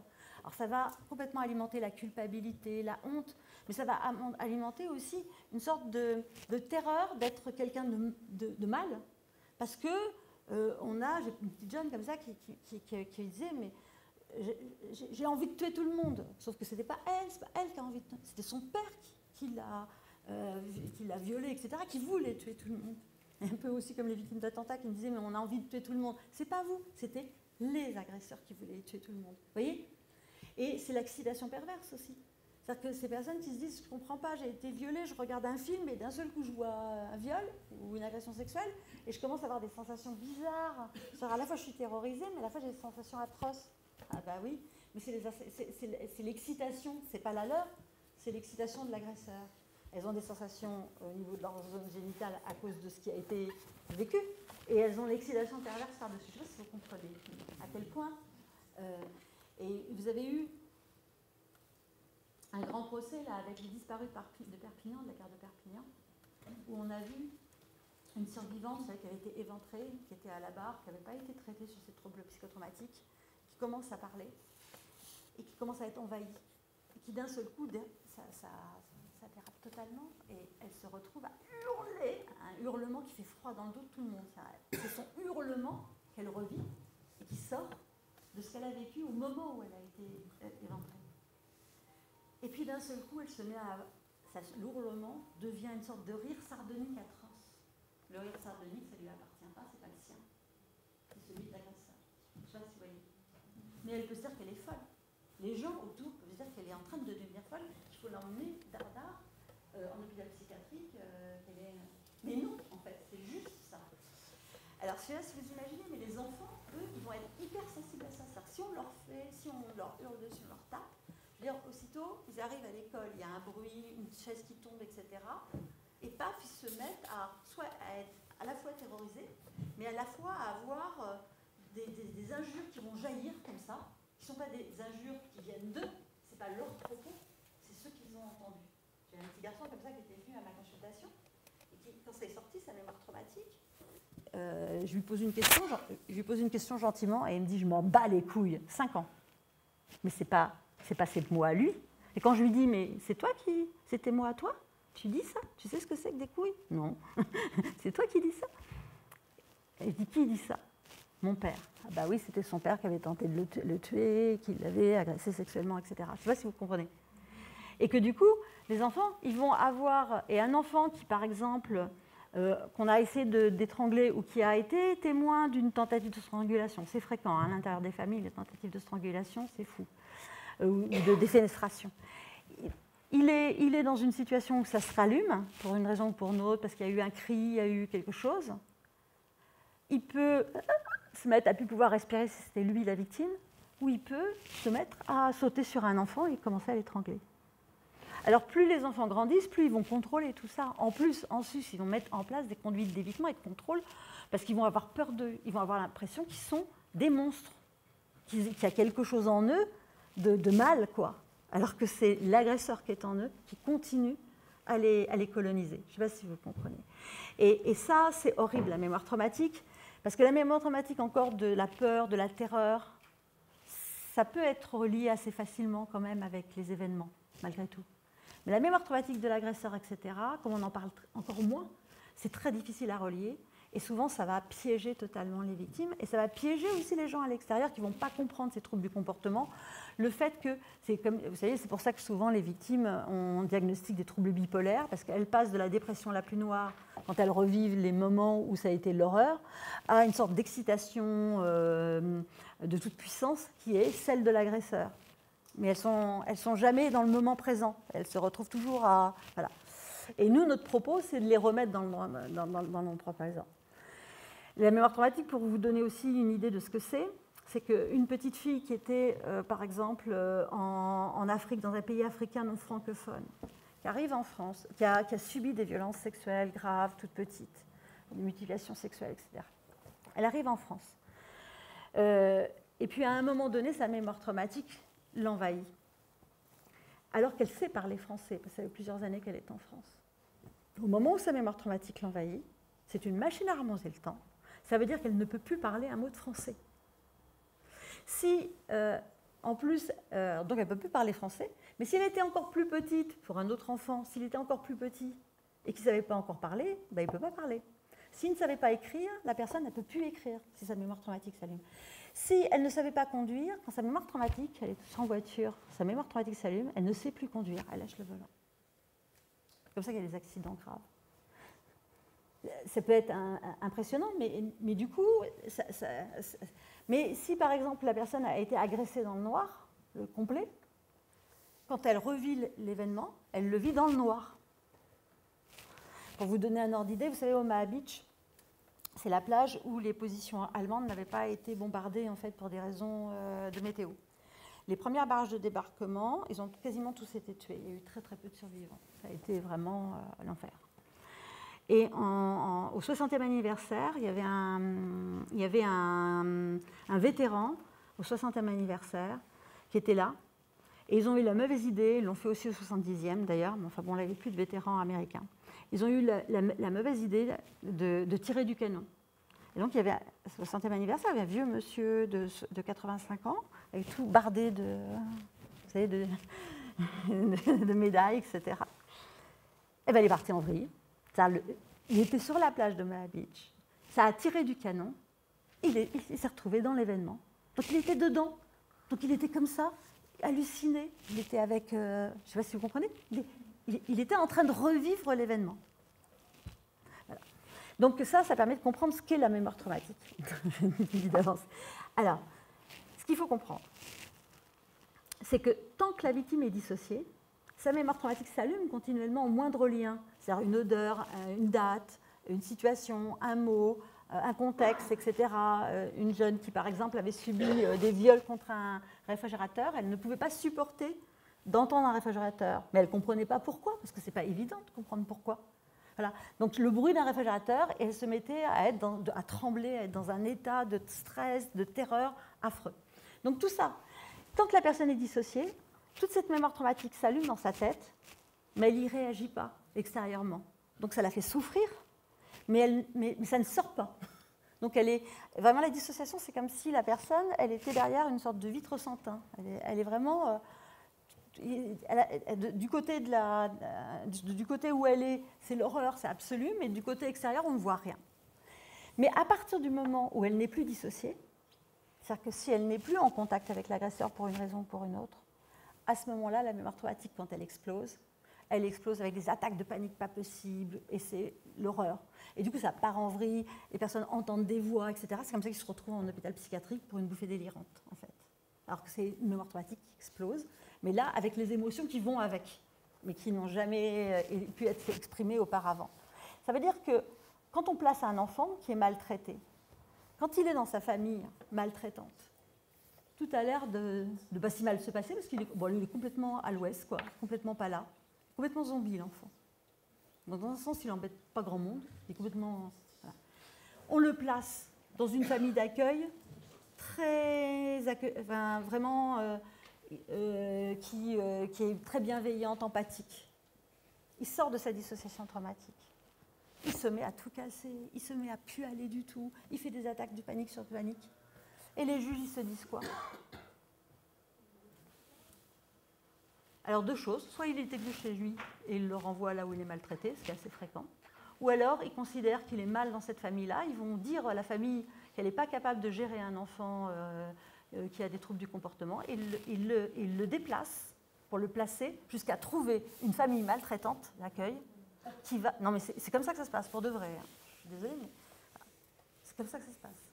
Il y a d'ailleurs Lies Loufoque qui a écrit un livre qui s'appelle L'enfer des foyers, qui est vraiment intéressant pour ça. Et sur la mémoire traumatique, il y a un livre qui s'appelle La petite fille sur la banquise d'Adélaïde Bon, qui permet de bien comprendre de quoi il s'agit. Donc,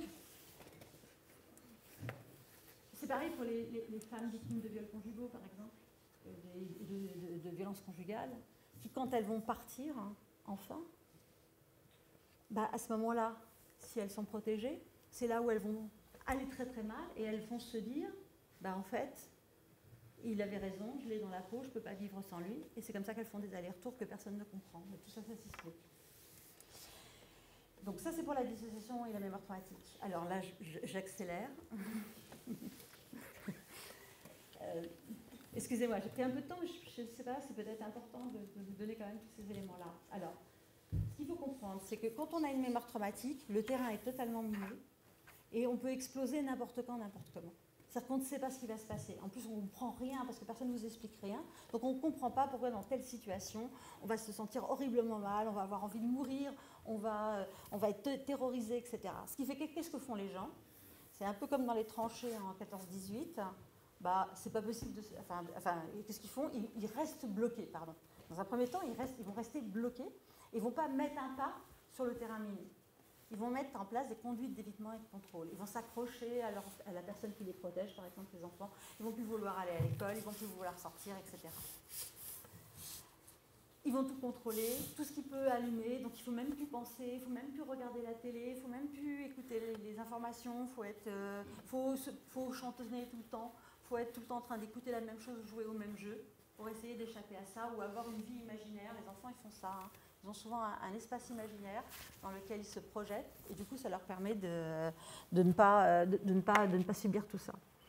Mais ça ne suffit pas, et puis surtout, on les oblige à avancer, les enfants. Il faut qu'ils avancent à marche forcée, toutes les victimes. Il faut s'autonomiser, il faut. Et du coup, s'il faut avancer sur un terrain miné, où ça peut exploser n'importe comment, on ne peut pas le faire, sauf si on est complètement déconnecté et anesthésié. C'est le seul moyen de pouvoir avancer sur ce terrain miné. Et à ce moment-là, ça veut dire que les personnes vont avoir recours à ce qu'on appelle les conduites dissociantes. Ça vont avoir recours à l'alcool, qu'ils rencontrent très tôt, qui va faire qu'ils vont pouvoir y aller, drogue, les médicaments, qui peuvent faire aussi le même neuroleptique à haute dose, etc. Et ce qui peut être un peu plus difficile à comprendre, tout ce qui est conduite à risque, mise en danger, automutilation. Qu'est-ce qui se passe en fait? Je suis là, je sais que c'est en train d'exploser. Les jeunes, ils font rapidement l'expérience que s'ils se tapent la tête contre les murs, s'ils se mordent, s'ils se brûlent, d'un seul coup, ça s'apaise.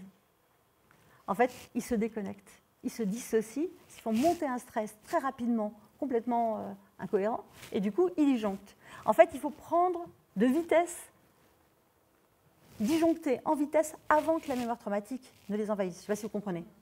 On a une petite jeune, son cousin, 16 ans, son cousin qui l'avait violée à 7 ans, il va arriver, elle le sait. Elle se coupe, ce n'est pas suffisant, elle se met sur le rebord de la fenêtre, elle avait un Walkman, 5e étage, elle se balance. Ben, ça va. Ensuite, il peut arriver. C'est comme si elle n'avait plus rien à faire. Je sais pas si... Oui. Et ça peut être les conduites à risque aussi, les jeux dangereux à l'école, ça peut être les fréquentations dangereuses, ça peut être les conduites à risque en voiture, dans le sport, etc. Et plus les personnes sont susceptibles de s'allumer, plus ils vont avoir des conduites à risque importantes. Et ces conduites à risque, en plus, le problème, c'est que comme elles agissent sur la disjonction, il va y avoir un phénomène de tolérance qui va faire qu'il faut que ça monte en puissance.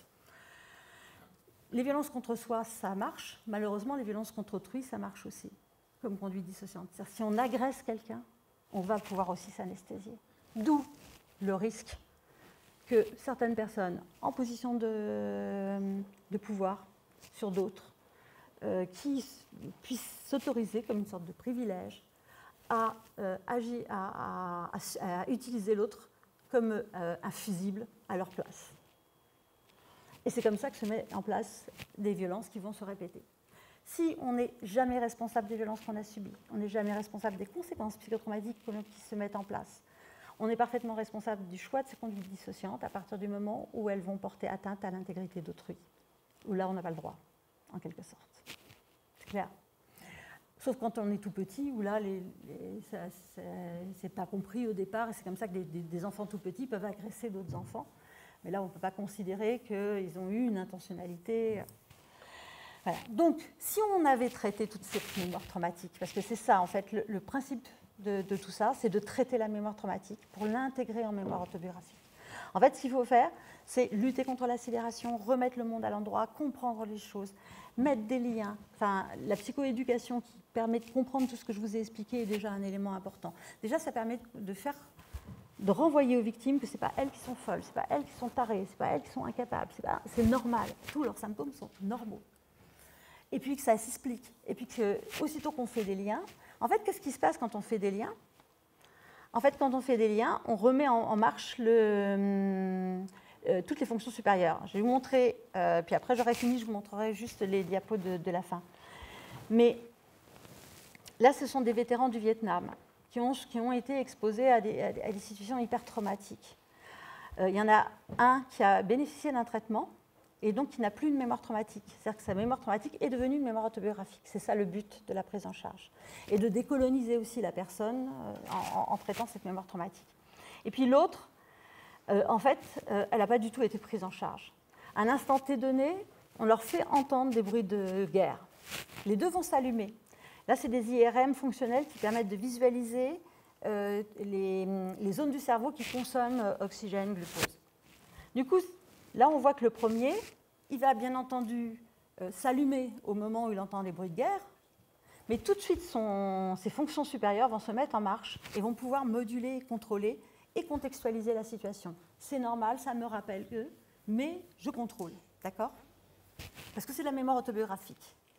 Tandis que l'autre, il va entendre les bruits, mais du coup, il va se retrouver de nouveau dans la même sidération, dissociation, et il est complètement à l'ouest.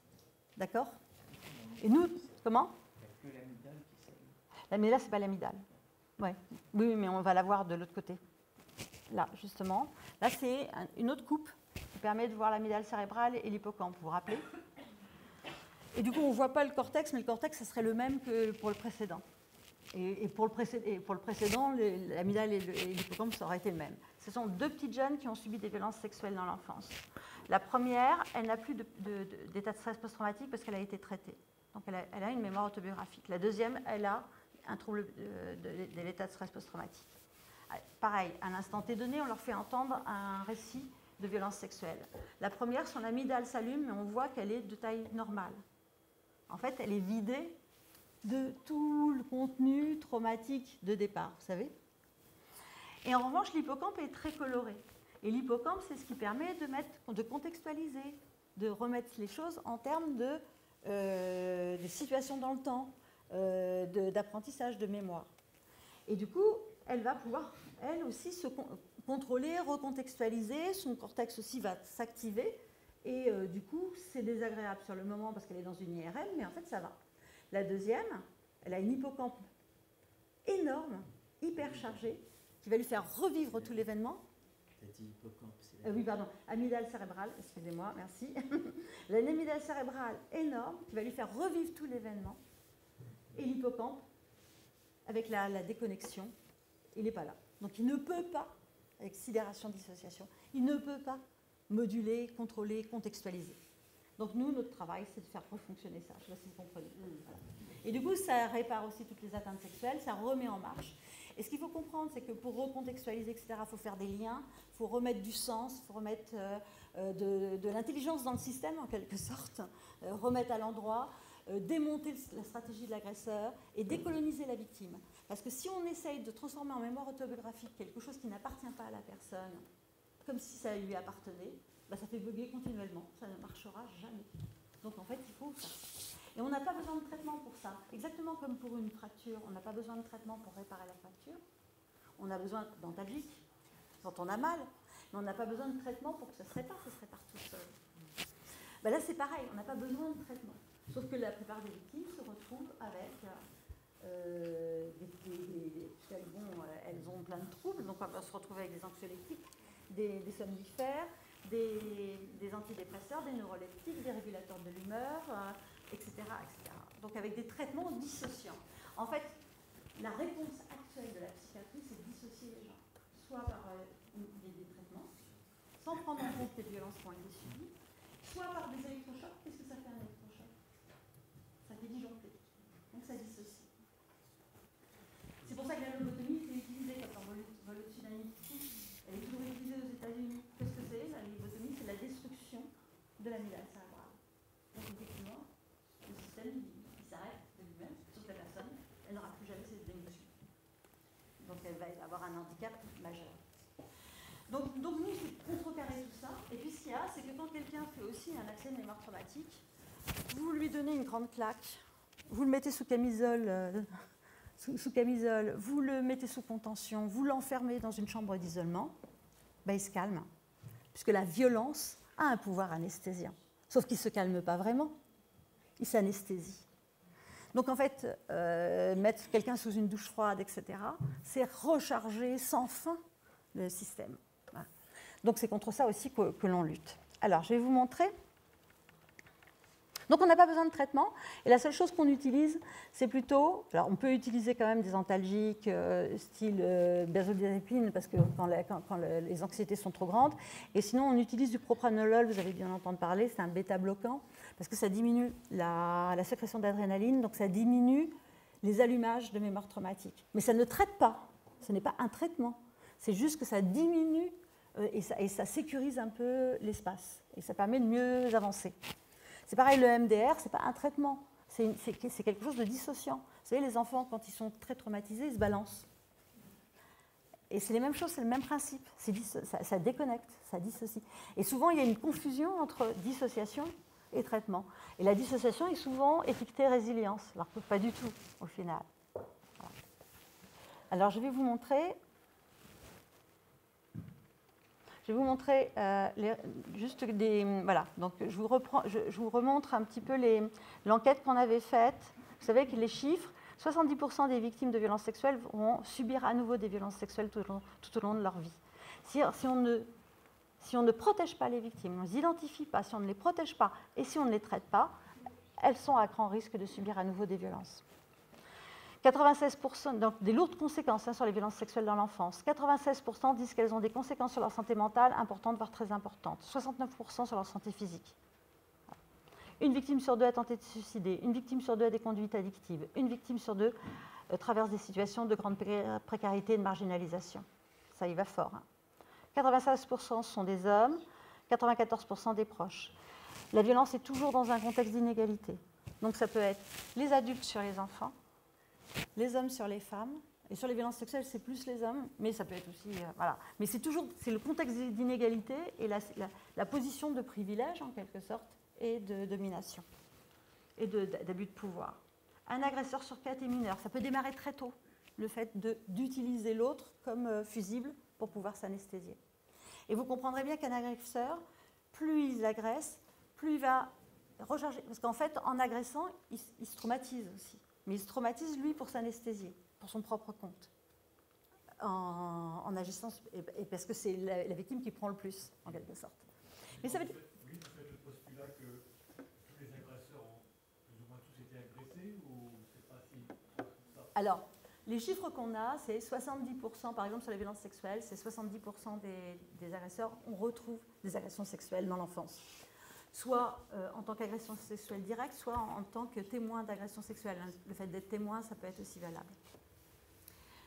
70%, il y a aussi des amnésies traumatiques. Comme les agresseurs sont complètement dissociés par les agressions qu'ils ont commises, donc on se retrouve avec à peu près les 30-40% d'amnésie traumatique.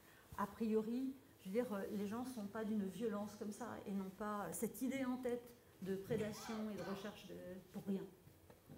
Sauf que ça ne serait pas arrivé s'ils n'avaient pas subi des violences. Ça ne serait pas arrivé si ils avaient été protégés, s'ils avaient été traités, sauf que ça n'a pas été fait. Après, ils ont quand même une responsabilité dans le choix de traiter de façon sauvage leurs troubles psychotraumatiques en portant atteinte à l'intégrité d'autrui. Et vous savez, c'est aussi comme dans les familles, ces tyrans qui non seulement vont passer à l'acte et exercer des violences, mais vont aussi imposer à leur famille de faire les conduites d'évitement et de contrôle à leur place. Il ne faut pas qu'il y ait de bruit, il ne faut pas qu'il y ait ceci, il ne faut pas les énerver, il ne faut pas nanana, il ne faut pas les allumer. C'est le même principe. Sur un agresseur sur 4 est mineur, 68% commettent des viols. Quand on prend en charge un agresseur mineur, on a d'excellents résultats. Mais il faut le prendre en charge tôt. Et il faut croire les victimes, parce que le plus souvent, comme on ne les croit pas et qu'on considère que les agressions entre mineurs, en fait, c'est pas si grave, et bien du coup, on laisse quelque chose avancer de façon catastrophique. Ce qu'il faut comprendre aussi, c'est que quand un agresseur, au départ, il va agresser avec sa propre mémoire traumatique. C'est-à-dire sa mémoire traumatique s'allume des agressions qu'il a subies et il va s'en prendre à des victimes. Mais après, il a une mémoire traumatique des agressions qu'il a commises. Et du coup, de voir une victime, ça allume les agressions qu'il a commises. Donc ça l'envahit. Et lorsqu'il ne supporte pas l'agresseur, c'est que ça l'envahit avec sa violence à lui, ça va, parce qu'il j'arrive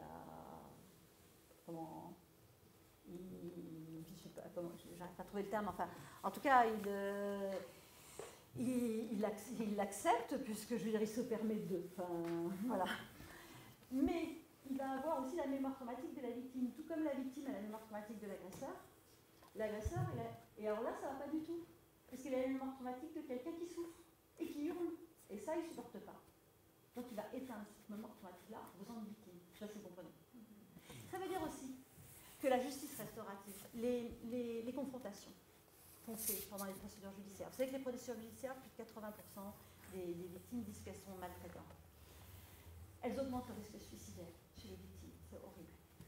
Mais ça veut dire aussi que les confrontations, les médiations et tout ça, c'est une catastrophe. Parce que d'abord pour les victimes, ça va allumer leur mémoire traumatique, ça va les dissocier. Et une fois dissociées, de toute façon, la confrontation, on n'obtient rien parce qu'elles sont complètement déconnectées, elles ne se rappellent plus de rien, etc. Et ça va être totalement aux victimes. Mais également, de l'autre côté, l'agresseur, quand il est confronté, lui, ça l'allume aussi. Et du coup, après, il n'a qu'une idée en tête, c'est de se débarrasser de ce qui s'est allumé dans son cerveau et de s'en prendre à d'autres victimes. Alors, s'il est en prison, il va s'en prendre à son co-détenu. S'il ne l'est pas, il va s'en prendre à quelqu'un de sa famille, etc. Donc, c'est une catastrophe. C'est pas comme ça qu'il faut faire. Enfin, je sais pas, vous comprenez. Donc, nous, on monte au créneau contre ça. Voilà. Donc, après, de toute façon, vous aurez tout ça sur le site si ça vous intéresse. Et puis, ça, c'est la culture du viol, je vous laisse. Ça, c'est le site avec des vidéos. Vous pourrez avoir tout ce que je vous ai dit. Les Adverse Childhood Experience, c'est-à-dire toutes les grandes études qu'on a faites sont basées sur 10 expériences négatives de l'enfance avec essentiellement des violences. Alors ça peut être violence physique, verbale, psychologique, sexuelle, négligence émotionnelle, négligence physique, ça en fait déjà 6, exposition à des violences conjugales, ça en fait 7. Et ensuite, vous avez des parents alcooliques, drogués, etc., parce que du coup, c'est un contexte aussi, univers de violence, des parents qui sont en prison ou un parent qui est mort brutalement, une personne de la famille est morte brutalement. Voilà, c'est les 10. Et alors, on va voir que, c'est les études de Felitti et Anda, on va voir que là, on a les mêmes chiffres qu'on avait dit avec un quart d'enfants, mais surtout, on voit qu'à partir de 4 formes de violence associées, mais ça va très vite, parce qu'il n'existe pas de violence sexuelle sans violence verbale, sans violence psychologique, de violence physique, enfin, tout ça, c'est très, très lié. Et c'est là où il y a des risques énormes de conduite addictive, de troubles cardiaques, très importants, de diabète, d'obésité, d'hépatite, d'alcoolisme, de dépression, de suicide, de revictimisation, etc., etc., etc., etc. Et on voit que ça monte avec le nombre de violences, ça monte. Avec le nombre de violences associées, ça monte, ça monte, ça monte. Mais ça monte aussi avec la gravité des violences. Quand il s'agit d'un crime comme un viol, là, c'est l'équivalent de 4 ou 5, quoi, directement. La drogue, dépression, suicide, les grossesses précoces chez les filles, le risque de revictimisation et les effets sur la mortalité où on peut avoir 20 ans d'espérance de vie en moins. Voilà, donc C'était un peu du concentré. Mais je vous remercie de votre attention. Puis je vais vous laisser poser des questions.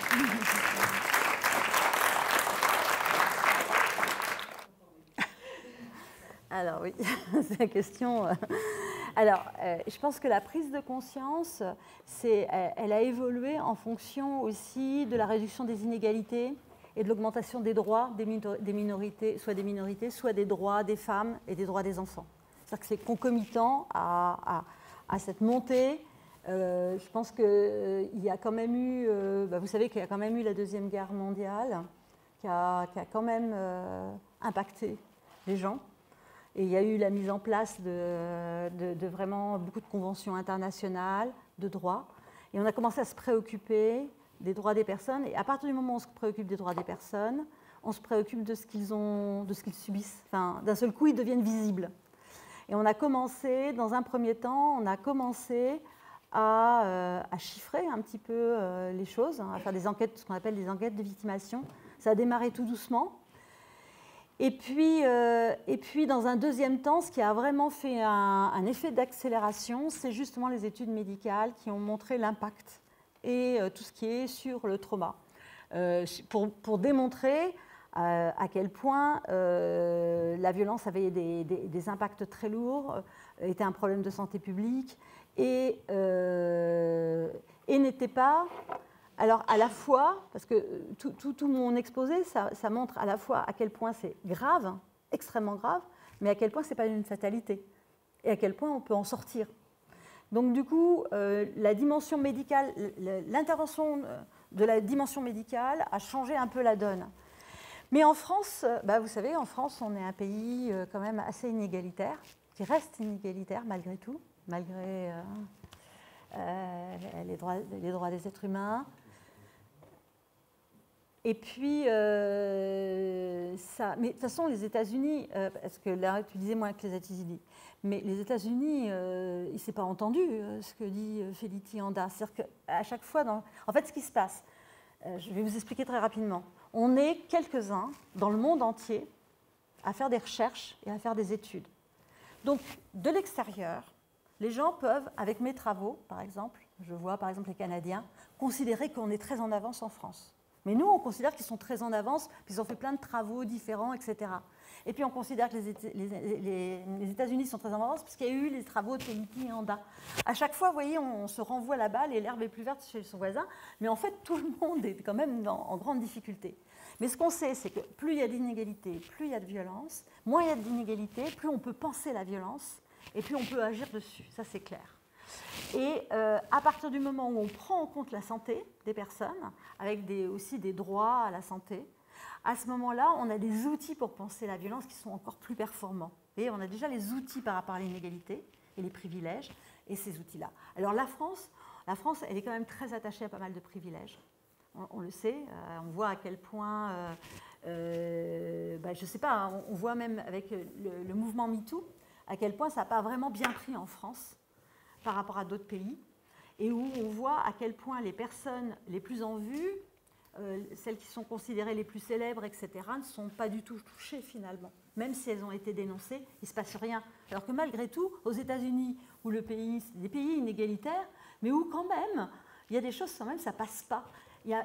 C'est un pays où quand même les privilèges sont moins ancrés en quelque sorte. Je ne sais pas si vous comprenez. Voilà.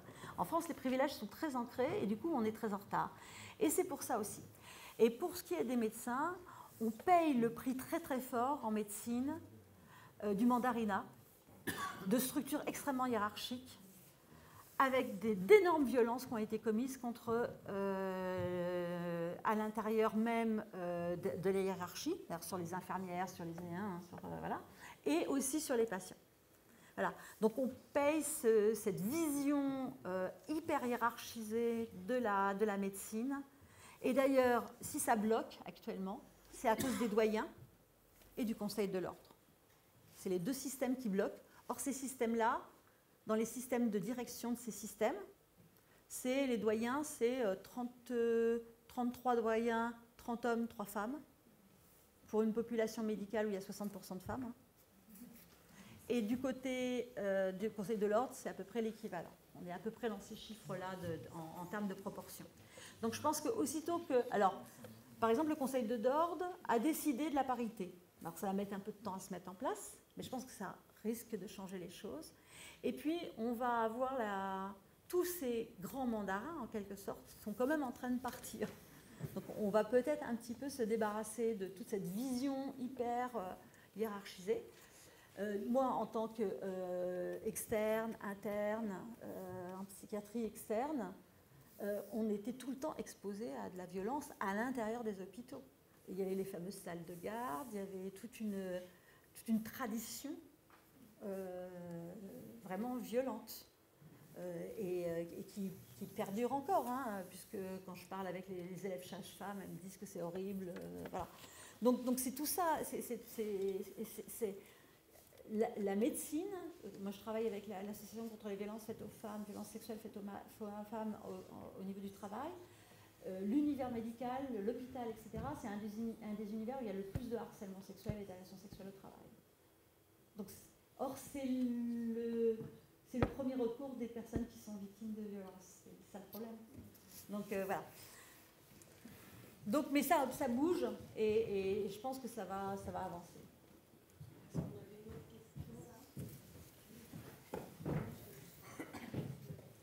Oui, en même temps, merci beaucoup parce que ça permet au moins d'avoir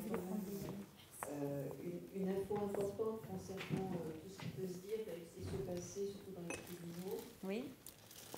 Je pensais en même temps, quand vous parliez de sidération, ce processus de violence, un film que j'ai vu il n'y a pas très très longtemps d'Andrea Bescon qui s'appelle Oui, Le Chatouille, qui vient de sortir le 14 novembre. Et ça avait, je voulais simplement dire que ça avait vraiment beaucoup d'explications par rapport aussi au film, et que le film lui-même aussi simplement retrace complètement ce que vous avez dit ce soir, et que par rapport à ça, je pense que c'est un grand pas en avant aussi de pouvoir avoir un film comme ça aussi, et vous avoir aussi, d'élargir aussi au public une information que les gens n'ont souvent pas, parce que c'est pas forcément évident.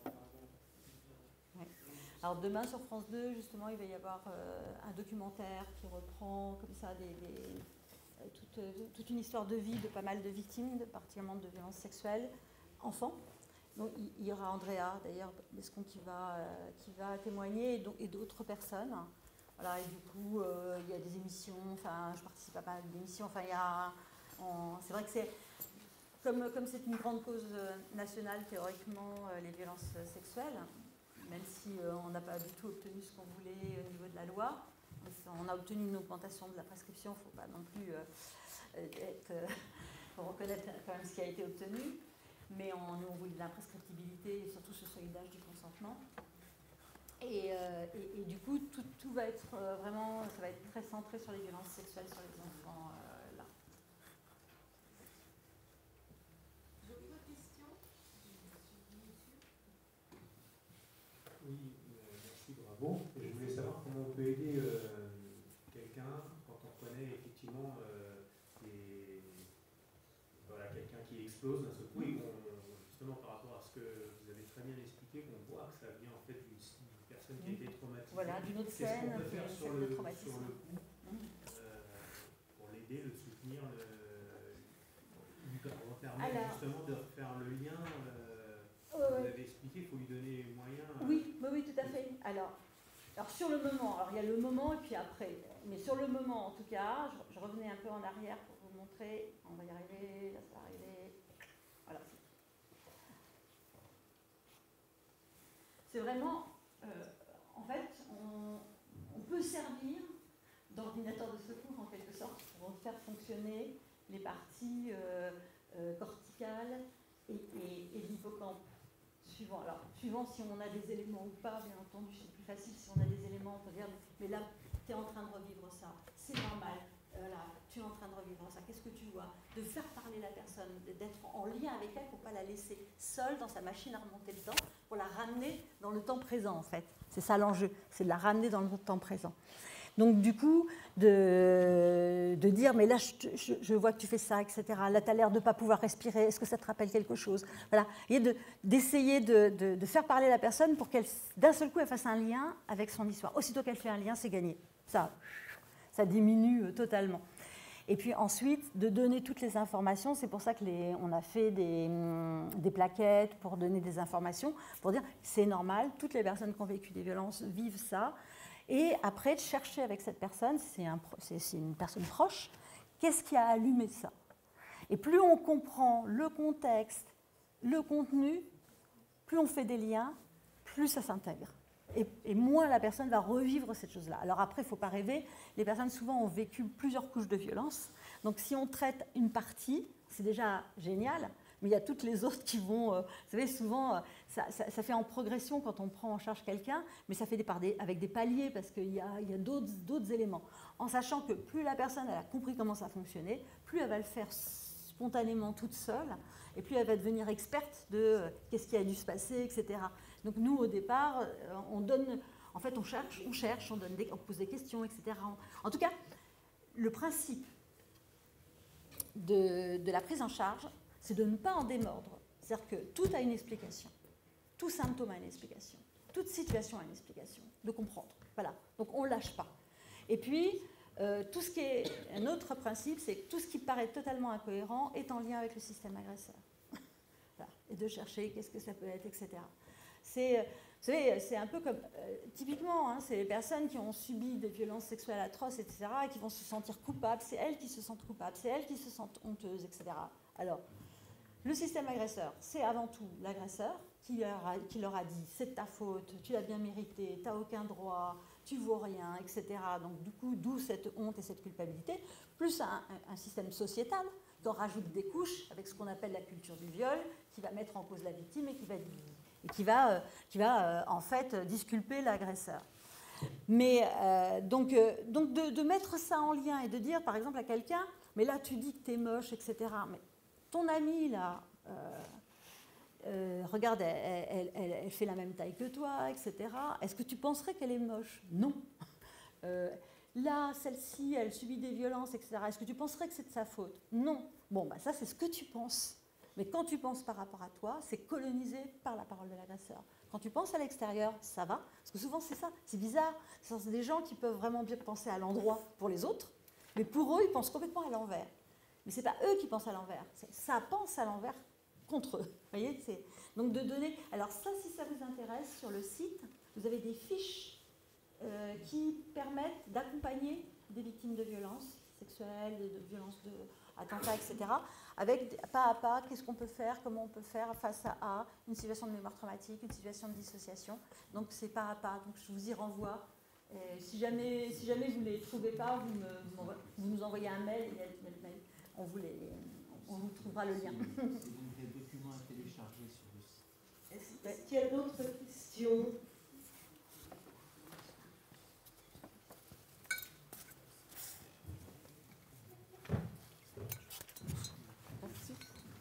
Vous avez ça aussi.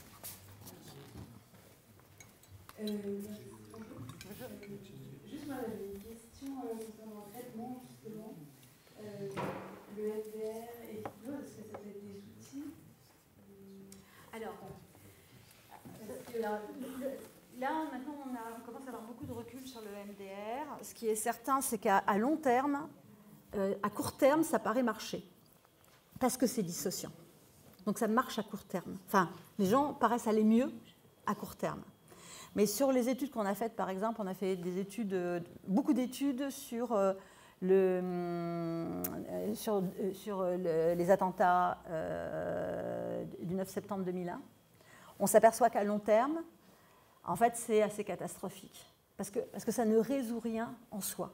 C'est-à-dire que, sauf si c'est accompagné d'une prise en charge et d'une psychothérapie intégrative, comme je vous l'ai expliqué, là, qui fait le travail sur la mémoire traumatique. Mais s'il n'y a pas ce travail-là, et le problème, c'est que ça contrecarre le travail sur la mémoire traumatique. Parce que du coup, si quelqu'un est dissocié, on n'a pas les émotions pour travailler la mémoire traumatique, et du coup, c'est beaucoup plus complexe. Je ne sais pas si vous comprenez. Enfin, ça contrecarre, quoi. Voilà. Donc on perd du temps. Et quelqu'un de dissocié, c'est quelqu'un qui est à risque de subir à nouveau des violences. Donc non seulement ça contrecarre notre travail, mais ça aggrave la situation de la personne.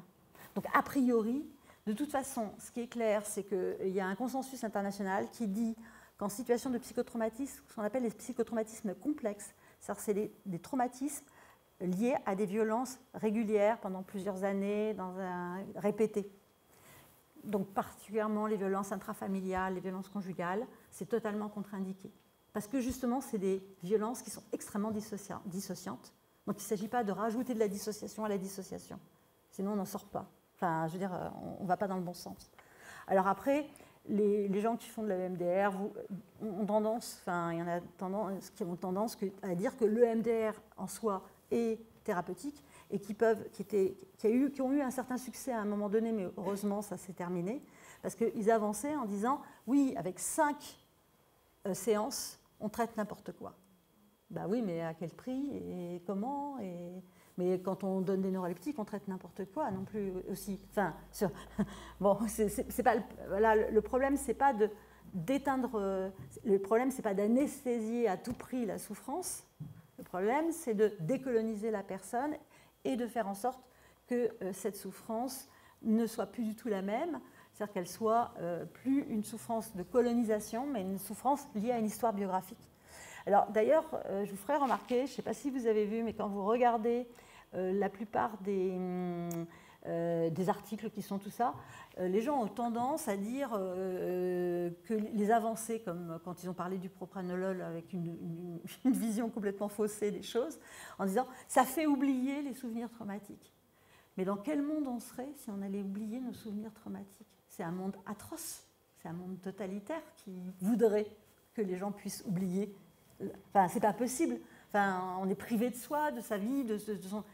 Non, ce qui est en jeu, c'est de ne plus être colonisé par ces souvenirs, ce qui n'est pas du tout pareil. Voilà. Et que ces souvenirs-là soient intégrés, ne soient plus des souvenirs traumatiques, mais des souvenirs autobiographiques intégrés. Est-ce qu'il y a une dernière petite question peut-être? Non. L'hypnose, c'est pareil, hein, c'est dissociant. C'est la même chose. Sûrement très riche, très différente de celle de ce soir. Merci. Merci. Merci à vous.